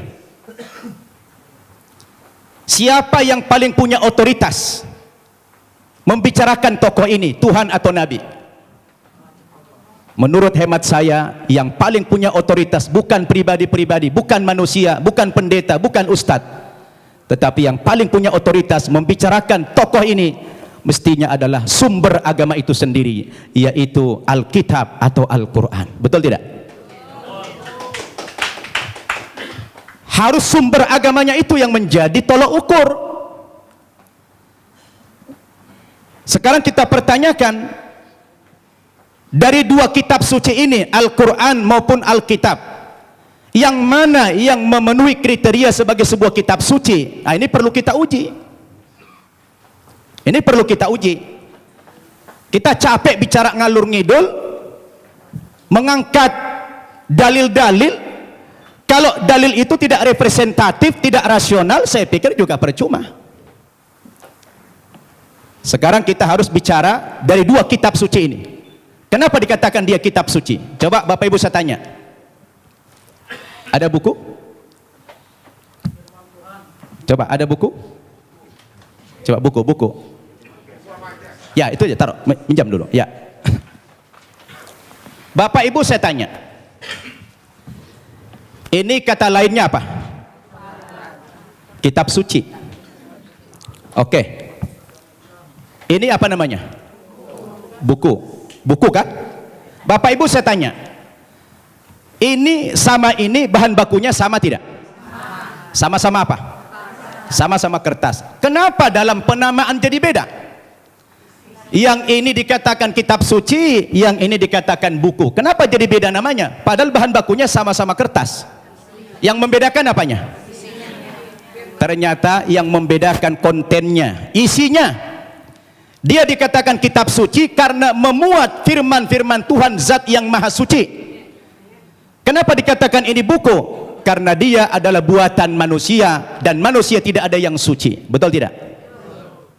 Sekarang mari kita uji. Kalau kita sepakat apa yang membedakan buku dengan kitab suci adalah terletak pada kontennya. Kalau kitab suci itu adalah memuat firman-firman Tuhan. Ketika kita uji Bapak Ibu, 5 kriteria minimal kalau kita ingin menguji apakah kitab suci itu benar apa tidak. Yang pertama, sebuah kitab suci itu akan dikatakan benar apabila dia murni datang dari Allah, 100% datang dari Allah, dan tidak ada intervensi manusia di dalam kitab suci itu dalam bentuk kontennya setinggi apapun otoritas manusia itu. Betul tidak? termasuk di dalamnya Nabi. Makanya kalau kita baca Al-Quran, ini 100% firman Tuhan, tidak ada perkataan Nabi Muhammad di sini. Perkataan Nabi Muhammad dimuat dalam hadis namanya. Tidak ada satu ayat pun di sini sumbangan Nabi Muhammad dalam bentuk isi. Ini adalah wahyu Tuhan 100%. Akan berbeda kalau kita baca ini Alkitab, di sini sudah tercampur, di sini ada perkataan Tuhan, di sini ada perkataan Nabi, di sini ada perkataan Rasul Paulus, di sini ada perkataan murid-muridnya, tercampur. Lalu di mana letak kesuciannya yang dikatakan kriteria kitab suci itulah murni datang dari Tuhan. Itu satu. Yang kedua, kriteria kitab suci itu dikatakan benar apa tidak? Apabila kitab suci itu ditulis pada zaman kitab suci itu datang, yang diterima oleh Nabi yang menerima kitab suci tersebut. Saya tanya, Al-Quran kapan ditulis? Ketika Nabi Muhammad masih hidup. Dia suruh sahabat menulis Al-Quran. Karena dia tidak bisa membaca, tidak tahu menulis, dia minta bantuan sahabat, sahabat menulis. Dan dia hidup sezaman dengan Nabi. Begitu selesai ditulis oleh sahabat, dikonfirmasi tulisan dengan bacaan Nabi, sama apa tidak, di cross check supaya tidak terjadi manipulasi. Kenapa? Karena kitab suci itu jadi pedoman. Sekarang Alkitab kita tanya, kapan ditulis? Lalu siapa tokoh yang menerima Alkitab? Alkitab ditulis bukan pada zaman Nabi Isa masih hidup, tapi sudah sekian puluh tahun, bahkan sekian ratus tahun Yesus sudah tidak ada di dunia ini, baru ada pembukuan Alkitab. Terus bagaimana seorang penulis akan mengkonfirmasi kepada yang menerima wahyu itu? Maka kemungkinan terjadi manipulasi sangat mungkin. Sebab yang namanya wahyu itu haruslah dari Tuhan, tidak boleh dari rekayasa atau karangan manusia. Betul tidak? Dua itu kriteria, dan Alkitab gugur menurut hemat saya di situ. Yang ketiga, kriteria kebenaran sebuah kitab suci itu adalah seorang penulis wahyu secara moral haruslah orang yang jujur, terpercaya, bukan pendusta. Penulis Al-Quran adalah orang yang jujur. Sekarang penulis Alkitab, bagaimana Alkitab disandarkan kepada Yesus, disandarkan kepada Musa, disandarkan kepada Nabi yang lain, sementara sang penulis tidak pernah jumpa dengan yang menerima wahyu itu? Bagaimana ini? Maka gugurlah kesucian kitab tersebut. Kemudian yang keempat, kriteria kebenaran kitab suci itu adalah apabila isi kitab suci itu tidak kontradiksi, satu isi dia. Kalau sudah bertentangan satu ayat dengan ayat yang lain, lalu yang mana yang mau dipegang? Masa Tuhan menurunkan tuntunan pedoman hidup bagi manusia, tapi manusianya malah bingung. Yang ini mengatakan Yesus Tuhan, yang ini mengatakan Nabi. Loh, yang mana mau diikutin? Ternyata kalau kita baca Alkitab sendiri, tidak pernah kata-kata dari Yesus yang muncul pengakuan bahwa dia adalah Tuhan. Kalau kita baca dalam Injil Markus pasal 12 ayat 28 dan 29, ternyata Yesus sendiri mengatakan Tuhan itu adalah Allah yang Esa. Itu ada dalam Alkitab yang sudah dibaca oleh Pak Insan tadi. Lalu siapa yang mengatakan Yesus Tuhan? Itu Paulus ternyata. Yang mengatakan dia Tuhan itu Paulus, bukan Yesus. Semestinya Yesuslah yang lebih berhak mengatakan kalau dia Tuhan. Rupanya kita baca dalam Alkitab, saya tidak tahu Pak Tampu Bolon sudah baca belum itu. Ya, kalau kita baca dalam Alkitab, ternyata yang mengatakan dia Tuhan itu adalah Paulus. Dalilnya di mana? Dalam Kisah Para Rasul pasal 2 ayat 36. Ya, Kisah Para Rasul pasal 2 36. Apa kata Paulus? Jadi seluruh kaum Israel harus tahu dengan pasti bahwa Allah telah membuat Yesus yang kamu salibkan itu menjadi Tuhan dan Kristus. Coba. Ya, siapa yang mengatakan Yesus Tuhan? Paulus. Kemudian dalam kitab Filipi pasal 2 ayat 11. Dan segala lidah mengaku Yesus Kristus adalah Tuhan bagi kemuliaan Allah Bapa. Nah, dia yang mengatakan itu Paulus. Sekarang timbul pertanyaan, Paulus itu siapa? Paulus itu bukan muridnya Yesus, bukan sahabatnya Yesus, bukan pengikut Yesus, tapi Paulus itu adalah musuhnya Yesus. Nah, ini dia. Dan saya baca dalam Alkitab, ternyata aktor pendiri agama Kristen itu memang bukan Yesus. Yesus tidak pernah membawa agama Kristen. Yang mengatakan kata-kata Kristen itu adalah Paulus dalam Kisah Para Rasul pasal 11 ayat 25. Ketika dia mengajar di Antioquia lah pertama kali murid-murid itu dipanggil sebagai Kristen. Kristen artinya pengikut Kristus. Kristus artinya adalah juru selamat atau Al-Masih dalam Islam. Jadi Bapak Ibu yang saya muliakan, ini yang perlu kita jadikan sebagai alat ukur apakah Yesus Tuhan atau tidak. Kalau sudah kembali kepada Alkitab, saya pikir jelas semuanya. Maka kembali kepada kriteria yang tadi. Apa kriteria kebenaran sebuah kitab suci itu? Terakhir,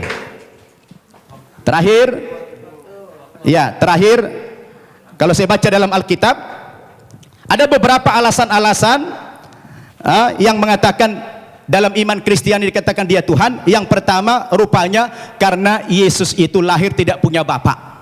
Karena ajaib dia lahir sehingga dianggap Tuhan. Lah kalau kita bicara logik, sebenarnya Nabi Adam itu lebih berhak menjadi Tuhan karena dia tidak punya bapak, tidak punya ibu. Yang kedua, dikatakan Nabi Isa atau Yesus itu pernah menghidupkan orang mati, lalu dikatakan Tuhan. Tapi saya baca dalam 1 Raja-Raja pasal 17 ayat 20 sampai 22, rupanya bukan Yesus satu-satunya yang pernah menghidupkan orang mati. Ada nabi yang lain namanya Elia. Elia juga pernah menghidupkan orang mati. Lalu kenapa Elia tidak dipanggil Tuhan? Ini menjadi pertanyaan yang menarik sekali. Sayang sudah dekat, saya sudah habis waktunya. Jadi terima kasih Bapak Ibu. Mudah-mudahan dialog kita terus berkembang. Wassalamualaikum warahmatullahi wabarakatuh. Waalaikumsalam warahmatullahi wabarakatuh. Bapak Ibu, inilah saatnya Bapak Ibu untuk bertanya. Assalamualaikum warahmatullahi wabarakatuh. Nama saya Winda dari BSD. Saya mau menanggapi masalah yang kita di Islam adalah kita diperintahkan juga dihimbau untuk berdebat seperti yang dikatakan bermusyawarah pada saya sering bermusyawarah dengan teman saya di Malang. Dia orang Kristiani, bergereja di Betani dan dia mengaku sekolah pendeta. Saya sering berdialog dengan dia dan pernah saya mengatakan dalam kasus penghinaan Nabi Muhammad ini, akhir-akhir ini saya pernah bertanya kepada dia, apa pendapatmu jika agamamu dinodai? Kemudian dia menjawab, Kristen bukan agama. Nah, dari situ saya bertanya-tanya, kalau memang Kristen itu bukan agama, lalu Yesus yang diimani oleh orang Kristiani sebagai Tuhan itu sebagai apa? Sedangkan kalau di Islam kan sudah jelas bahwasanya Islam adalah dinullah, agama Allah, salah satunya agama Allah yang diridhoi Allah. Tapi kok dengan dia berbicara seperti itu, teman saya yang itu bagaimana menurut Bapak dari Kristiani ini? Gitu, makasih. Adalah Allah dan Allah itu adalah firman. Firman itu adalah roh. Jadi satu, tiga menjadi satu gitu. Jadi di sini dikatakan juga kalau saya nggak mau berdebat ya. Suami saya juga dulu Muslim. Suami saya Muslim selama 38 tahun pernikahan. Kami menjalani dengan sangat luar biasa. Dia Muslim, saya Kristen. Sampai satu saat dia sendiri yang mau jadi Kristen. Tidak pernah saya suruh. Karena tidak ada paksaan kepada agama. Dan Kristen itu memang Yesus itu adalah jalan keselamatan. Karena dia berkata, akulah jalan hidup dan kebenaran. Tidak ada yang sampai kepada Bapa kalau tidak melewati aku gitu ya. Di kitab Yohanes 13 ayat 13 dikatakan, kamu menyebut aku guru dan Tuhan. Dan katamu itu tepat sebab memang akulah guru dan akulah Tuhan. Jadi di situ dia katakan juga dia guru dan dia Tuhan. Dia katakan nabi, dia katakan segala macam dia dikatakan. Bahkan dihina, dipukul, diludahi, tendang. Tapi apa dikatakan waktu di kayu salib? Ampunilah mereka karena mereka tidak tahu apa yang diperbuat mereka. Kenapa kok takut dia Yesus sama malaikat? Yesus itu adalah 100% manusia, 100% malaikat. Jadi waktu dia menjadi manusia, dia lemah. Siapapun kita, waktu kita menghadapi kematian, kita takut, ya. Jadi sebagai manusia, dia takut. Dia takut, tetapi sebagai Allah dia tidak takut. Karena biarlah aku mati untuk menyelamatkan umat manusia. Aku mati dan aku hidup untuk membawa kamu ke surga. Aku akan pergi ke surga, menyediakan tempat bagi kamu yang percaya kepadaku. Akulah jalan hidup dan kebenaran. Dia berani berjanji. Jadi hanya itu yang bisa saya sampaikan. Hanya menjawab dari perkataan dari Bapak bahwa dia adalah Tuhan 100% dan dia manusia 100%. Rohullah kalimatullah Isa Al-Masih. Saya baca Quran juga. Terima kasih, Tuhan berkati. Tadi Pak Yohanes menyatakan bahwa Alkitab ini adalah bimbingan Roh Kudus dan ini merupakan firman. Jadi tidak boleh main-main dengan firman ini. Oke, sekarang saya coba mau membacakan satu di Korintus itu. Paulus berkata, apa yang aku katakan, aku mengatakannya bukan sebagai seorang yang berkata menurut firman Tuhan. Dengan apa yang saya baca ini nampaknya kontradiksi Pak, karena Paulus sendiri dia mengaku bahwa apa yang diucapkan bukan firman Tuhan. Bagaimana Bapak bisa mengklarifikasi bahwa ini adalah firman Tuhan? Itu yang pertama. Dengan Pak Luga, tadi mengenai utusan Pak, tadi kita rame bicara mengenai utusan Yesus, utusan atau Tuhan. Di 13:13 yang tadi Ibu sampaikan tadi, itu Yesus berkata, aku guru dan aku Tuhan. Ya, tapi Bapak mungkin perlu cek dengan Pak Moko Ginta, Alkitab versi yang tahun 30 itu bukan Tuhan tapi Tuhan. Ya, jadi penambahan kata H itu berdampak sangat luar biasa. Tuhan Wisaksono menjadi Tuhan Wisaksono. Itu sangat bertentangan sekali, Pak. Oke, terus menyambung sedikit lagi di 13 Yohanes, masih di Yohanes juga, Yohanes 13 ayat 16, menurut saya sih ini ungkapan Yesus juga yang sangat jelas mengenai jati dirinya. Di mana Yesus berkata bahwa seorang utusan, dia utusan, ya. Tapi menyatakan dengan jelas, utusan itu tidak lebih tinggi daripada yang mengutus. Jadi ini secara logika itu tadi seperti dikatakan Pak Nababan tadi, Akli tadi, kalau Yesus memang itu Tuhan, ya mestinya dia katakanlah, aku juga Tuhan, ya kan? Tapi dia bilang jangan jelas, seorang utusan tidak lebih tinggi daripada yang mengutus. Betul kan? Dan seorang hamba juga tidak lebih tinggi daripada yang menciptakan. Ya, terima kasih. Assalamualaikum warahmatullahi wabarakatuh. Assalamualaikum warahmatullahi wabarakatuh. Saya Mukti Ali, asal dari Sentul, Bogor. Tadi Pak Luga menjelaskan mengenai dari awal pernyataannya bahwa Yesus itu adalah Tuhan yang dahsyat, Tuhan yang hebat, Tuhan apa. Tapi tolong dijelaskan mengenai Matius 27:46. Itu peristiwa penyaliban ya. Sekitar jam 12 datang sebuah awan hingga kira-kira pukul 3 berteriaklah Yesus dengan suara yang nyaring. Eli Eli lama sabachthani. Tuhanku, Tuhanku, kenapa engkau tinggalkan aku? Lah, di sini kalau memang dia Tuhan, Tuhan yang dia panggil. Kemudian juga kok tidak sedahsyat yang Bapak sampaikan. Kemudian juga dalam tadi Bapak, mohon maaf Pak Yohanes, itu kan menyinggung masalah Lukas 4 ya. Lukas 24, mohon maaf, 24 yang 46-nya. Bahwa Mesias akan dibangkitkan pada hari ketiga di antara orang mati. Mestinya dilanjutkan, dan ini sudah dijelaskan dalam kisah Raja-Raja, kemudian Mazmur dan Torah. Tapi demi Allah sampai saat ini saya tidak pernah menemukan Pak. Mungkin Bapak bisa menjelaskan di mana itu. Kalau Tuhan memang benar dia Tuhan yang menjelaskan, tidak berdosa, mestinya ada Pak. Dalam Torah, Mazmur, kisah Raja-Raja bahwa apa yang dinyatakan pada 46-nya itu, silakan dicek Lukas 24, 44 sampai 46. Itu dahsyat sekali, ayat-ayat misterius ini. Jadi ternyata tidak ada, mohon maaf kalau saya katakan kok berdosa gitu. Assalamualaikum warahmatullahi wabarakatuh. Nama saya Eri dari Tangerang.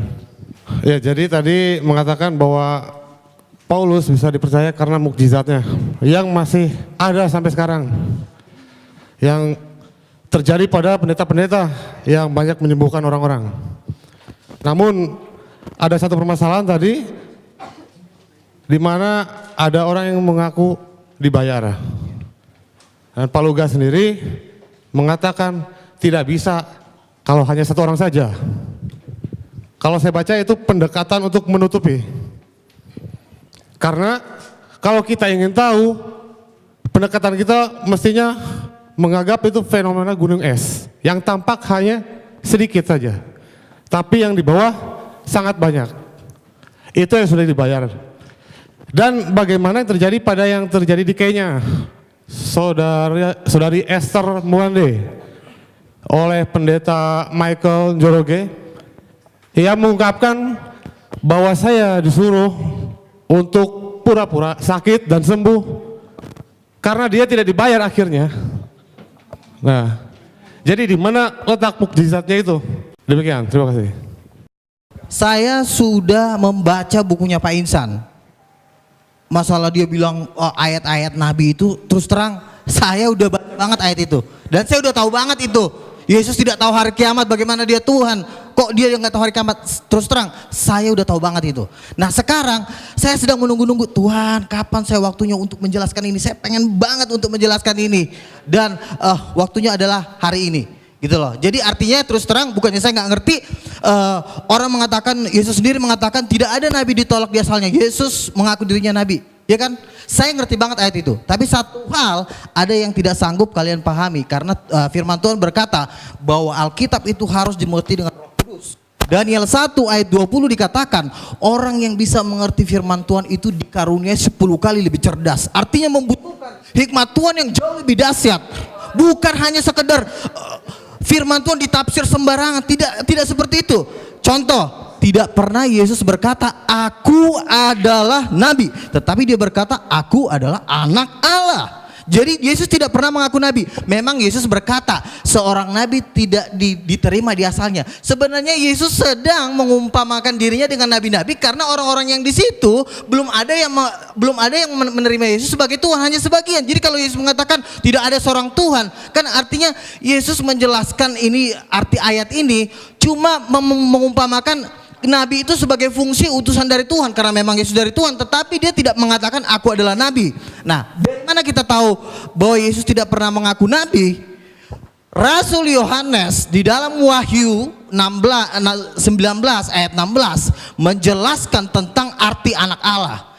Arti anak Allah bukan nabi, karena pada waktu Yesus datang kedua kali di jubahnya tertulis Raja segala raja, King of Kings.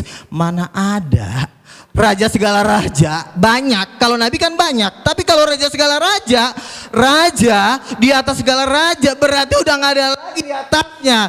Berarti dia adalah Tuhan, the King of Kings. Jadi begini, kita tidak bisa menafsirkan kitab para nabi menurut apa kata Ahmed Didat, karena penafsiran Bapak Insan Mokoginta itu kan diambil dari Ahmed Didat, hikmat-hikmatnya profesor doktor teologi yang nggak bisa buat apa-apa. Jadi penafsiran tentang Yesus harus diteguhkan dengan tanda-tanda mujizat, bukan hanya bergelar hanya doktor profesor ditafsirkan. Contoh misalnya, inilah Nabi Yesus dari Nazaret. Memang banyak orang mengaku Yesus nabi, tetapi Yesus tadi menolak di Matius 16. Engkau adalah salah satu di antara para nabi. Jawab Yesus apa? Dia diam, dia tidak mengatakan, iya betul kamu mengatakan bahwa aku adalah nabi. Dan Yesus, tolong tunjukkan Pak Insan di mana Yesus berkata, akulah, bukan hanya ayat-ayat ini itu, tapi mana tunjuknya? Akulah nabi. Tetapi Yesus jelas berkata, aku adalah anak Allah. Dan penafsiran nggak boleh sembarangan, karena di 2 Petrus dikatakan tidak boleh orang menafsirkan kitab suci menurut kehendaknya sendiri. Haleluya. Berikan dulu kemuliaan buat Tuhan. Udah siapa banget. Mana? 2 Petrus 2:1. Orang basik. Nih. Yang terutama kamu harus ketahui. Aduh, tuh, Tuhan marah kan? Nyalain dong lampunya.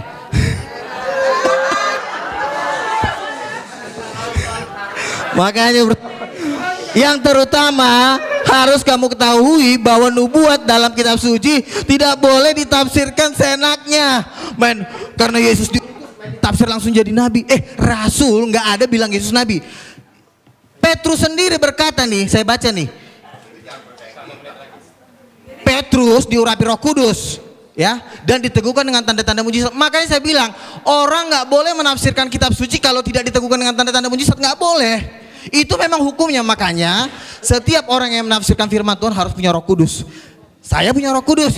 Pak Insan kalau ditanya punya Roh Kudus, punya Roh Kudus nggak Pak? Nggak punya. Kenapa? Karena Yohanes 14 ayat 26, Roh Kudus hanya turun dalam nama Yesus. Nah, sekarang begini, Yesus tidak pernah mengaku nabi. Baik, tolong audien diam. Oke. Tolong audien diam. Udah.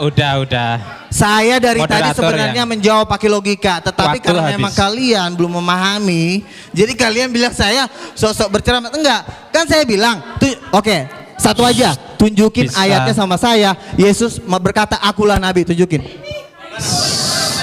Baik, waktu habis.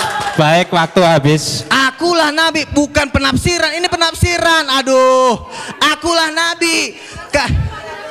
Tolong. Ya. Udah. Oke. Tolong. Baik, Oke, waktu habis. Terakhir ya. Baik.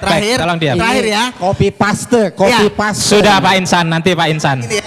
Pak Pada Insan. waktu Yesus datang yang kedua kali, di jubahnya tertulis bukan nabi, Pak, tapi raja segala raja, bukan nabi. Masa di jubah Yesus tertulis nabi? Makanya Sudah. Wahyu Waktu Ibu 19 sudah habis. 16. Waktu Bapak sudah habis. Silakan. Sudah. 19 ayat 16. Enggak selesai. Nanti setelah acara. Setelah gini, acara, Bu. Bu. Nanti setelah acara. Tidak boleh Baik, waktu menafsir. sudah lewat Oke. 2 menit. Nanti malah rame. Yes. Baik, kita tepuk tangan kepada Bapak Ibu ya. Silakan langsung Bapak Yohanes Tampu Bolon. Tolong sekali lagi jangan bereaksi, jangan ditanggapi, jangan bicara, nggak habis. Nanti kalau mau berdebat ketambahan setelah acara ini. Sepakat ya? Sepakat. Baik, silakan kepada beliau Bapak Yohanes Tampu Bolon. Nanti saya mau moderator lagi di luar ya. Silakan. Ya, terima kasih. Ya, pertama-tama saya mengucap syukur kita masih mau berdialog, itu aja ya. Mencari kebenaran itu pertama kali. Biarlah Tuhan yang memberikan hikmat kepada kita, dan lebih daripada itu saya harus katakan bahwa termasuk pembicara tadi masih mengambil ayat-ayat yang melihat Yesus saat di dunia gitu loh. Karena perlu saudara ketahui, Yesus itu pernah ada di dunia, pernah naik ke surga, bahkan akan datang sebagai hakim raja. Itu Alkitab menulis itu. Banyak ayatnya karena waktunya sebenarnya saya tidak sempat membaca. Karena apa? Coba aja 15 menit. Waktu sekarang saya komentar 5 menit. Bagaimana saya cepat hanya ambil poin. Tapi tunggu. Tetapi apa yang saya sampaikan itu berdasarkan firman, Bu.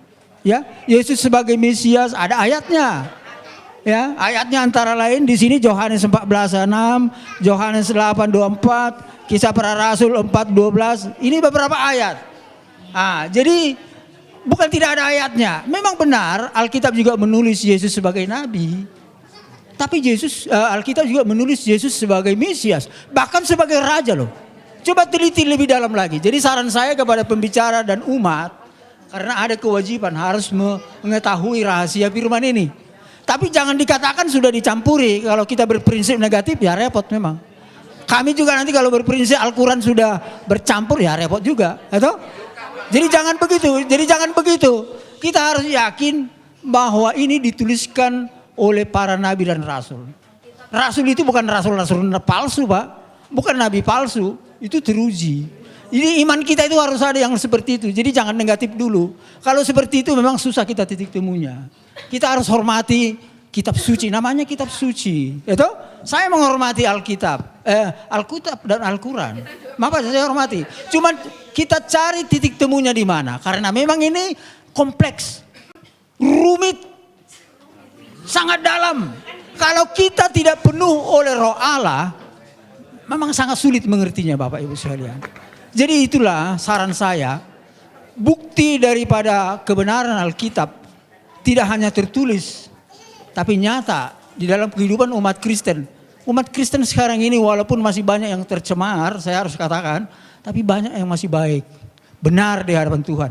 Oleh karena mereka benar dan taat, sesuai dengan kehendak kitab suci Tuhan, taat sehingga mereka memperoleh karunia. Karunia-karunia banyak pada orang-orang yang Kristen yang taat. Bahkan jawatan itu ada di orang Kristen sekarang ini menurut penelitian, Bu. Ada nabi, ada rasul, ada di Alkitab. Dan Alkitab memang mengatakan harus ada itu. Itulah artinya Tuhan kita masih hidup. Roh Kudus masih ada. Jadi kalau misalnya Al-Quran tidak mengatakan tidak ada nabi, ya coba review lagi. Saya harus katakan review lagi. Karena apa? Tuhan itu adalah roh. Dia berfirman melalui nabi dan rasulnya. Apakah Tuhan kita mati tidak berfirman lagi sekarang? Ini pertanyaan saya kepada saudara-saudara. Saya ini orang bernubuat, mendapat rahasia Tuhan melalui mimpi, penglihatan, firman rema, mujizat. Ini yang saya tuliskan ini. Rahasia gempa banjir itu di sini, Pak. Itu menyaksikan Yesus yang datang sebagai hakim raja. Ini kenyataan. Ada di Alkitab, bahkan katanya tadi di Al-Quran ada, belum saya baca memang. Ya puji Tuhan ada titik temunya. Nah, jadi di sini kita mari pencerahan. Satu poin lagi yang harus saya sampaikan dari berbagai pertanyaan tadi, ya. Ada keunggulan daripada pengikut Kristen daripada saudara kita Islam. Menguasai ilmu pengetahuan dan teknologi. Karena apa? Karena Roh Kudus itu ada di dalam hati kita ini. Roh itu adalah Roh Allah sendiri.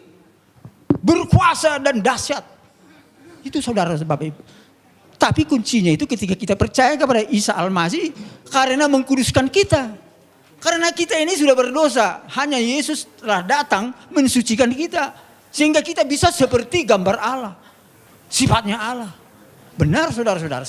Saya menjadi saksi di sekarang ini. Kuasa dukun itu gak pernah mampan kepada saya. Itu saudara-saudara. Bahkan saya menghancurkan kuasa iblis bisa. Oh bayangkan itu. Oh saya saksi itu. Banyak pengalaman saya. Nanti suatu saksi saya saksikan suatu saat. Habis ya. Puji Tuhan. Terima kasih. Kita tepuk tangan sekali lagi. Jangan sampai ada kuasa-kuasa iblis di sini. Pasti akan lenyap. Baik, untuk yang ketiga 5 menit kepada beliau Pak Insan Mokoginta dipersilakan. Tolong jangan pulang dulu. Ya, baiklah. Mana-mana? Mic itu lebih bagus barangkali. Tes, ya. Ya, tadi kita sudah mendengar bahwa kata Pak Luga Tambunan, mana ada dalilnya Yesus mengatakan dia Tuhan, Nabi. Ternyata ini semua empat Injil kan? Ini kata siapa ini? Kata siapa semua ini? Kata Yesus kan? Ini ucapan Yesus sendiri mengatakan bahwa dia itu seorang nabi. Jadi apa yang saya kutip ke sini itu copy paste, tidak ditambah, tidak dikurangin. Katanya saya menafsirkan sendiri. Ini kan saya ambil dari Alkitab, tidak ditambah, tidak dikurangi. Yang mengatakan Yesus sendiri bahwa dia itu hanya seorang nabi. Nah, nabi itu pasti kan bukan Tuhan. Ayat harus ditafsir dengan ayat, tidak bisa. Jadi harus ada ayat penafsiran lagi. Makanya saya katakan Rasul Yohanes menafsirkan anak Allah itu raja segala raja. Jadi harus ada penafsiran ayat dengan ayat. Tidak bisa ini kan seperti itu. Saya. Jangan diambil lah waktu saya. Ya. Jadi Yesus itu manusia dia nabi bukan Tuhan. Bahkan ada di sini ia bukan manusia. Sebab aku ini Allah dan bukan manusia. Jadi Yesus itu nggak mungkin Allah. Allah aja nggak bisa jadi manusia, bukan manusia apalagi Yesus. Nah, baik, saya akan melanjutkan ini. Komentar para tokoh Kristen dan Katolik tentang ketuhanan Yesus. Nah, saya punya buku. Ini ditulis oleh seorang Kristen namanya Franz Donald. Dia Kristen Tauhid namanya, tidak percaya Yesus Tuhan lagi. Ya, nah, dalam buku ini saya kutip. Ya, kita lihat komentar dan berani para tokoh Alkitab dalam seminar diskusi intelektual keilahian Yesus Kristus dari perspektif Alkitab. Nah, kita lihat pertanyaannya, mana yang benar? Yesus Kristus itu anak Allah atau Allah anak atau keduanya atau lainnya? Nah, pendeta Dri ini Brotosudarmo dia mengatakan Yesus adalah dikatakan Yesus adalah anak Allah, bukan Allah anak. Nah, ini saya tegaskan, di dalam Yesus kita dapat mengenal Allah. Kemudian kita lihat Profesor Banawi Ratna. Saya tidak mengatakan Yesus itu Allah. Yesus itu anak Allah. Dan dogma Yesus sebagai Allah adalah hasil rumusan Konsili Nicea tahun 325 Masehi. Konsili Nicea inilah yang menjadikan Yesus sebagai anak Allah. Beliau menegaskan pula bahwa konsili itu tidak alkitabiah. Nah, kesalahannya katanya dogma teologi dianggap bisa memberikan kesimpulan tentang Trinitas yang terjangkau padahal tidak. Saya tidak setuju dengan bahasa dogma. Saya lebih suka memilih yang sederhana yaitu bahasa Alkitab. Yesus bukan Allah, tapi Yesus jalan menuju Allah. Beliau menegaskan pula bahwa memang saat ini jemaat-jemaat sudah punya tradisi bahwa Yesus adalah Allah. Gereja sangat sulit mengubah teks liturgis yang bernada dogmatis. Ungkapnya beliau mengungkapkan, andai kata gereja-gereja berani sepakat untuk merombak dogma liturgis, maksudnya tentang Trinitas, ya silakan. Nah, ya kan? Nah, kemudian ini Hortensius. Dia sarjana sekolah tinggi filsafat. Dalam acara tersebut beliau katakan apa? Yesus itu tidak pernah memperkenalkan dirinya sebagai Allah.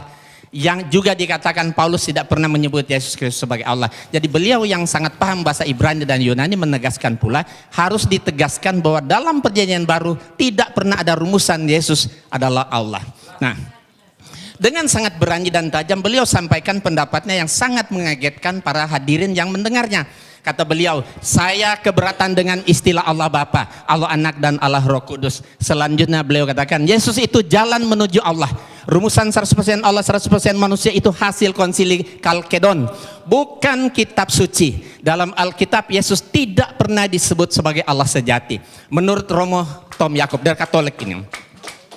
Ya, kalimat Yohanes pasal 1 ayat 1 seperti yang dikutip Ibu tadi juga, firman itu adalah Allah. Beliau tegaskan, Yohanes justru menekankan bahwa firman tidak sama dengan Allah, tapi bersama-sama dengan Allah. Nah, satu lagi terakhir, yang paling menarik, salah satu pertanyaan jamaah kepada pastor. Bagaimana pengalaman Anda selama menjadi pengikut Yesus? Romo menjawab, itu adalah sebuah pertanyaan yang sangat bagus. Dulu sebelum tahun 1974, kehidupan saya tidaklah baik. Dan saat itu sebelum tahun 74, saya yakin Yesus sungguh Allah dan sungguh manusia. Tetapi setelah tahun 74 sampai sekarang, saya tidak lagi berdoa kepada Yesus, tapi saya berdoa kepada Allahnya Yesus dengan dorongan Roh Kudus. Nah, saya lebih Kristiani sejak saya percaya Yesus bukan Allah daripada sebelumnya ketika saya percaya Yesus itu adalah Allah. Sedikit ya. Dan nah, ini terakhir sekali lagi, siapakah dari pertanyaan yang diajukan kepada pembicara, siapakah Yesus menurut Alkitab? Apakah dia Allah sejati atau bukan? Nah, 3 dari 4 narasumber Kristen itu mengatakan Yesus itu bukan Allah sejati. Allah adalah Bapa dan Yesus itu utusan Allah. Berarti Nabi kan? Yang menjadi jalan bagi manusia untuk menuju kepada Allah. Nah, rumusan Konsili Nicea tahun 35 mengatakan, ya, dogma Trinitas sudah waktunya ditinjau kembali atau dirombak atau bahkan ditinggalkan sama sekali. Gitu. Sedikit ya. Itu pendapat para pakar. Baik. Bukan 12 rasul. Nah, Anda mau hidup menurut kata pakar atau 12 rasul? Karena pakar-pakar ini nggak ada kuasa, nggak ada tanda-tanda mujizat. Baik, terima kasih. Nah, jadi kalau mau ikut percaya sama orang pemimpin, ikutilah para penginjil-penginjil dunia yang telah melakukan dan kesaksian mereka, bukan kata ini. Mereka ini juga kita nggak tahu siapa, yang kita percaya aja, jangan-jangan mereka udah di neraka lagi. Terima kasih Pak Luka. Nanti ada waktunya dalam debat yang ketiga, Pak. Silakan yang terakhir kepada Ustadz Samsul Arifin Nababan, waktu kita berikan 5 menit. Tolong diingat, bicara yang padat, rinci dan jelas, singkat. Kepada beliau dipersilakan. Terima kasih Bapak Ibu, sudah kupas tuntas semua jawaban-jawaban dari pembicara. Saya hanya ingin tegaskan kembali bahwa Pak Tambunan maupun Pak Tampu Bolon lebih banyak berbicara dalam dialog ini dengan mengembalikan kepada dogma saja. Semestinya kita dialog begini harus dialog konsep. Jadi kita semua kembali mengacu kepada nas. Dan kita semuanya pakai copy paste. Tapi Bapak berdua tadi selalu mengembalikan kepada dogma. Jadi atas bimbingan Roh Kudus. Dan tanpa diperinci apa itu Roh Kudus dan siapa itu Roh Kudus. Mengambang. Kalau tadi beliau berdua menjelaskan, terutama Pak Tambunan, tidak ada nas dalam Alkitab, aku adalah Nabi, tapi anak Allah. Itu bisa dibaca dalam Matius pasal 3 ayat 16 sampai 17. Sesudah dibaptis, Yesus segera keluar dari air dan pada waktu itu juga langit terbuka. Dan ia melihat roh Allah seperti burung merpati turun ke atasnya. Lalu terdengarlah suara dari sorga yang mengatakan, inilah anakku yang kukasihi, kepadanya lah aku berkenan. Satu. Kemudian dalam Injil Lukas pasal 4 ayat 41. Dari banyak orang keluar juga setan-setan sambil berteriak, engkau adalah anak Allah. Lalu ia dengan keras melarang mereka dan tidak memperbolehkan mereka berbicara karena mereka tahu bahwa ia adalah Mesias. Begini, kalau memang kata anak Allah itu indikatornya bahwa Yesus adalah Tuhan, mestinya orang Kristen harus konsisten.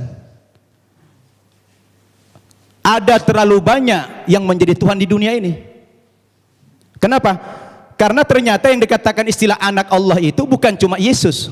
Coba dibaca dalam kitab Matius pasal 5 ayat 9, Injil Matius pasal 5:9, dikatakan di sini, berbahagialah orang yang membawa damai karena mereka akan disebut anak-anak Allah. Nah, berarti siapa yang membawa perdamaian di dunia ini semua anak Allah. Berarti anak Allah itu bukan cuma Yesus. Kalau begitu yang membawa damai Tuhan semua jadinya. Nah, jadi ini perlu dipahami. Maka dalam Islam kata anak Allah itu bukan Tuhan tapi hamba, abduhu wa rasuluh, hamba dan utusannya. Jadi malah membingungkan kalau dikatakan Yesus itu anak Allah lalu dipresentasikan sebagai Tuhan. Berarti bagaimana dengan dalil ini Injil Matius tadi? Semua orang yang mendamaikan di dunia ini akan dipanggil sebagai anak-anak Allah. Berarti Tuhan juga dong. Nah, ini secara logik dan berdasarkan nas. Nah, oleh karena itulah sebetulnya boleh dikomentari, silakan. Gini, ini ayat ini sering banget saya dengar ya. Jadi begini loh, bedanya seperti ini. Lihat, perhatikan, jangan ketawa dulu. Anak-anak Allah, Yohanes 1:12, barang siapa percaya kepada dia akan diberi kuasa supaya sebagai menjadi anak-anak Allah. Beda dengan Mesias, anak Allah. Kenapa bedanya? Karena semua nabi-nabi itu dipenuhi Roh Kudus disebut juga anak-anak Allah. Tetapi bedanya apa? Mesias itu sudah dijanjikan dari zaman dulu. Nabi-nabi menjanjikan Mesias. Akan datang Mesias, Nabi satu ngomong nanti akan datang Mesias, Nabi satu ngomong sampai Nabi Yesaya sampai Nabi terakhir nanti akan datang Mesias. Kira banyak di Yesaya nabi-nabi itu menubuatkan. Kalian kalau saya ngomong jangan teriak-teriak dulu, ntar kalian nggak ngerti gitu loh. Gini, lihat, nabi-nabi menubuatkan tentang kedatangan Mesias itu ada di Perjanjian Lama. Nabi-nabi ini pada waktu Yesus tadi yang saya pertama kali mengatakan, di situ dikatakan Mesias anak Allah, bukan hanya anak-anak Allah. Bedanya apa? Nah, untuk menafsirkan Mesias anak Allah ini, yang menafsirkan bukan dokter, bukan profesor, tapi rasul, 12 rasul. Makanya 12 rasul menafsirkan Mesias anak Allah dalam Wahyu 19 ayat 16 bahwa Mesias anak Allah penafsirannya adalah raja segala raja, bukan nabi. Jadi kalian jangan sembarang menafsirkan kitab suci. Mesias anak Allah dengan anak Allah beda banget gitu loh. Jadi perbedaan ini kalian harus pahami, karena perbedaan ini efeknya lautan api dan belerang gitu loh. Jadi Mesias anak Allah dan anak-anak beda. Itu yang saya pahami dan yang saya pelajari selama ini, karena saya udah tahu jawaban pertanyaan kalian pasti itu gitu loh. Jadi itu gantian. Saya belum selesai tadi. Itu sanggahan dari beliau. Kita jadi bingung nih. Kenapa bingung? Kita kan membaca Alkitab ini justru kita menghindari tafsir. Ini textbook kita ini, copy paste. Kalau memang tulisan-tulisan kami yang mengambil dari Alkitab ini dianggap salah, padahal ini adalah textbook kami menulis di sini. Terus apalagi yang dipakai sebagai hujah, sebagai jangan baca argumen. satu ayat aja Pak. Makanya baca Jadi juga gini, kitab Wahyu. Jangan cuma baca. Saya mau kembali kepada teks lagi. Di antara indikasi juga Yesus bukan Tuhan, saya baca dalam Injil Markus pasal 13 ayat 31 sampai 32. Dikatakan dalam ayat ini, Yesus tidak tahu kapan kiamat itu terjadi. Masa ada Tuhan tidak tahu kiamat kapan terjadi? Nah, ini menjadi pertanyaan yang menarik sebetulnya. Jadi ini tanpa tafsir, ini bukan tafsir. Jadi ini bukan tafsir, kami nggak berhak menafsirkan. Makanya kami hanya textbook saja. Kembali kepada copy paste ini. Nah, terkecuali kalau bapak-bapak tidak lagi mengakui Alkitab ini lain soal. Jadi kalau mau dibantah sebetulnya jangan dibantah kami, dibantah saja itu Alkitab, karena kami hanya menyadur saja. Iya, demikian. Terima kasih. Makanya Pak, kesimpulan Baik, dari Bapak. seluruh Injil itu ada di kitab Wahyu. Baik, Jangan kalian baca cuma kitab Injil doang. Baik. Tapi kitab Wahyu kalian baca. Itu kesimpulan dari seluruh Injil itu ada di kitab Baik, Wahyu. terima Jadi kalau kasih. mau kalian, ntar lupa. Kalau Itu kalian mau juga menafsirkan, bicara, Pak.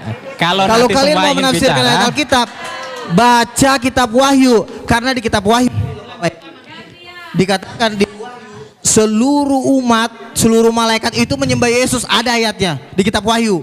Makanya baca kitab Wahyu, karena kitab Wahyu itu penafsiran dari rasul-rasul. Saya bacakan ya, saya bacakan. Baik, Bapak, saya kasih waktu setengah menit, tidak lebih, tidak Ya, kurang. ya. Setelah itu Bapak nggak bicara Dan lagi. Wahyu Setengah menit ya, Pak, Wahyu ya? 5 ayat 11, maka aku melihat dan mendengar suara banyak malaikat di sekeliling tata makhluk-makhluk dan tua-tua, itu jumlah mereka berlaksa-laksa, katanya dengan suara nyaring, anak domba yang disembelih itu layak menerima kuasa dan kekayaan, hikmat, kekuatan, pujian sampai selama-lamanya. Dan saya lanjutkan ke ayat 14, dan keempat makhluk itu berkata amin, dan tua-tua itu jatuh tersungkur dan menyembah Yesus. Ada ayatnya Yesus disembah. Kalian kan berkata, mana ayatnya Yesus sembahlah aku? Ini ayatnya bacaan termasuk. Sudah setengah menit. Ya. Terima kasih. Ya, baik, Pak baik, Insan setengah menit. Ya, sebenarnya kitab Wahyu yang menjadi rujukan beliau Udah. Wahyu kepada Yohanes itu mimpi, bukan wahyu. Mimpi Yohanes di Pulau Patmos. Itu kan kata Bapak. Jadi mimpi Itu panjang. sudah, Pak. Ya. Sebentar, mimpi panjang berseri ya. Makanya kitab Wahyu merupakan salah satu kitab yang paling sulit sekali ditafsirkan. Andes itu rasul terkasih loh. Paling Sudah, sulit Pak. ditafsirkan karena ini cuma mimpi. Nah, zaman dulu ditulis mimpi, kemudian dirubah lagi kenyataan. Sekarang dirubah lagi menjadi wahyu supaya keren, biar keren kelihatan. Sudah. Diganti Cukup. wahyu. Baik, Pak Insan, cukup. Kita tutup. Karena bukan mencari kemenangan dan bukan mencari kekalahan.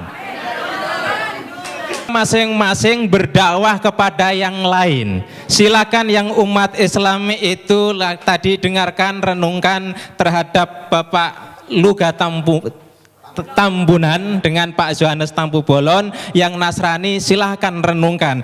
Terima kasih kepada Ketua Panitia yang menjalankan acara ini cukup sukses Pak Ketua.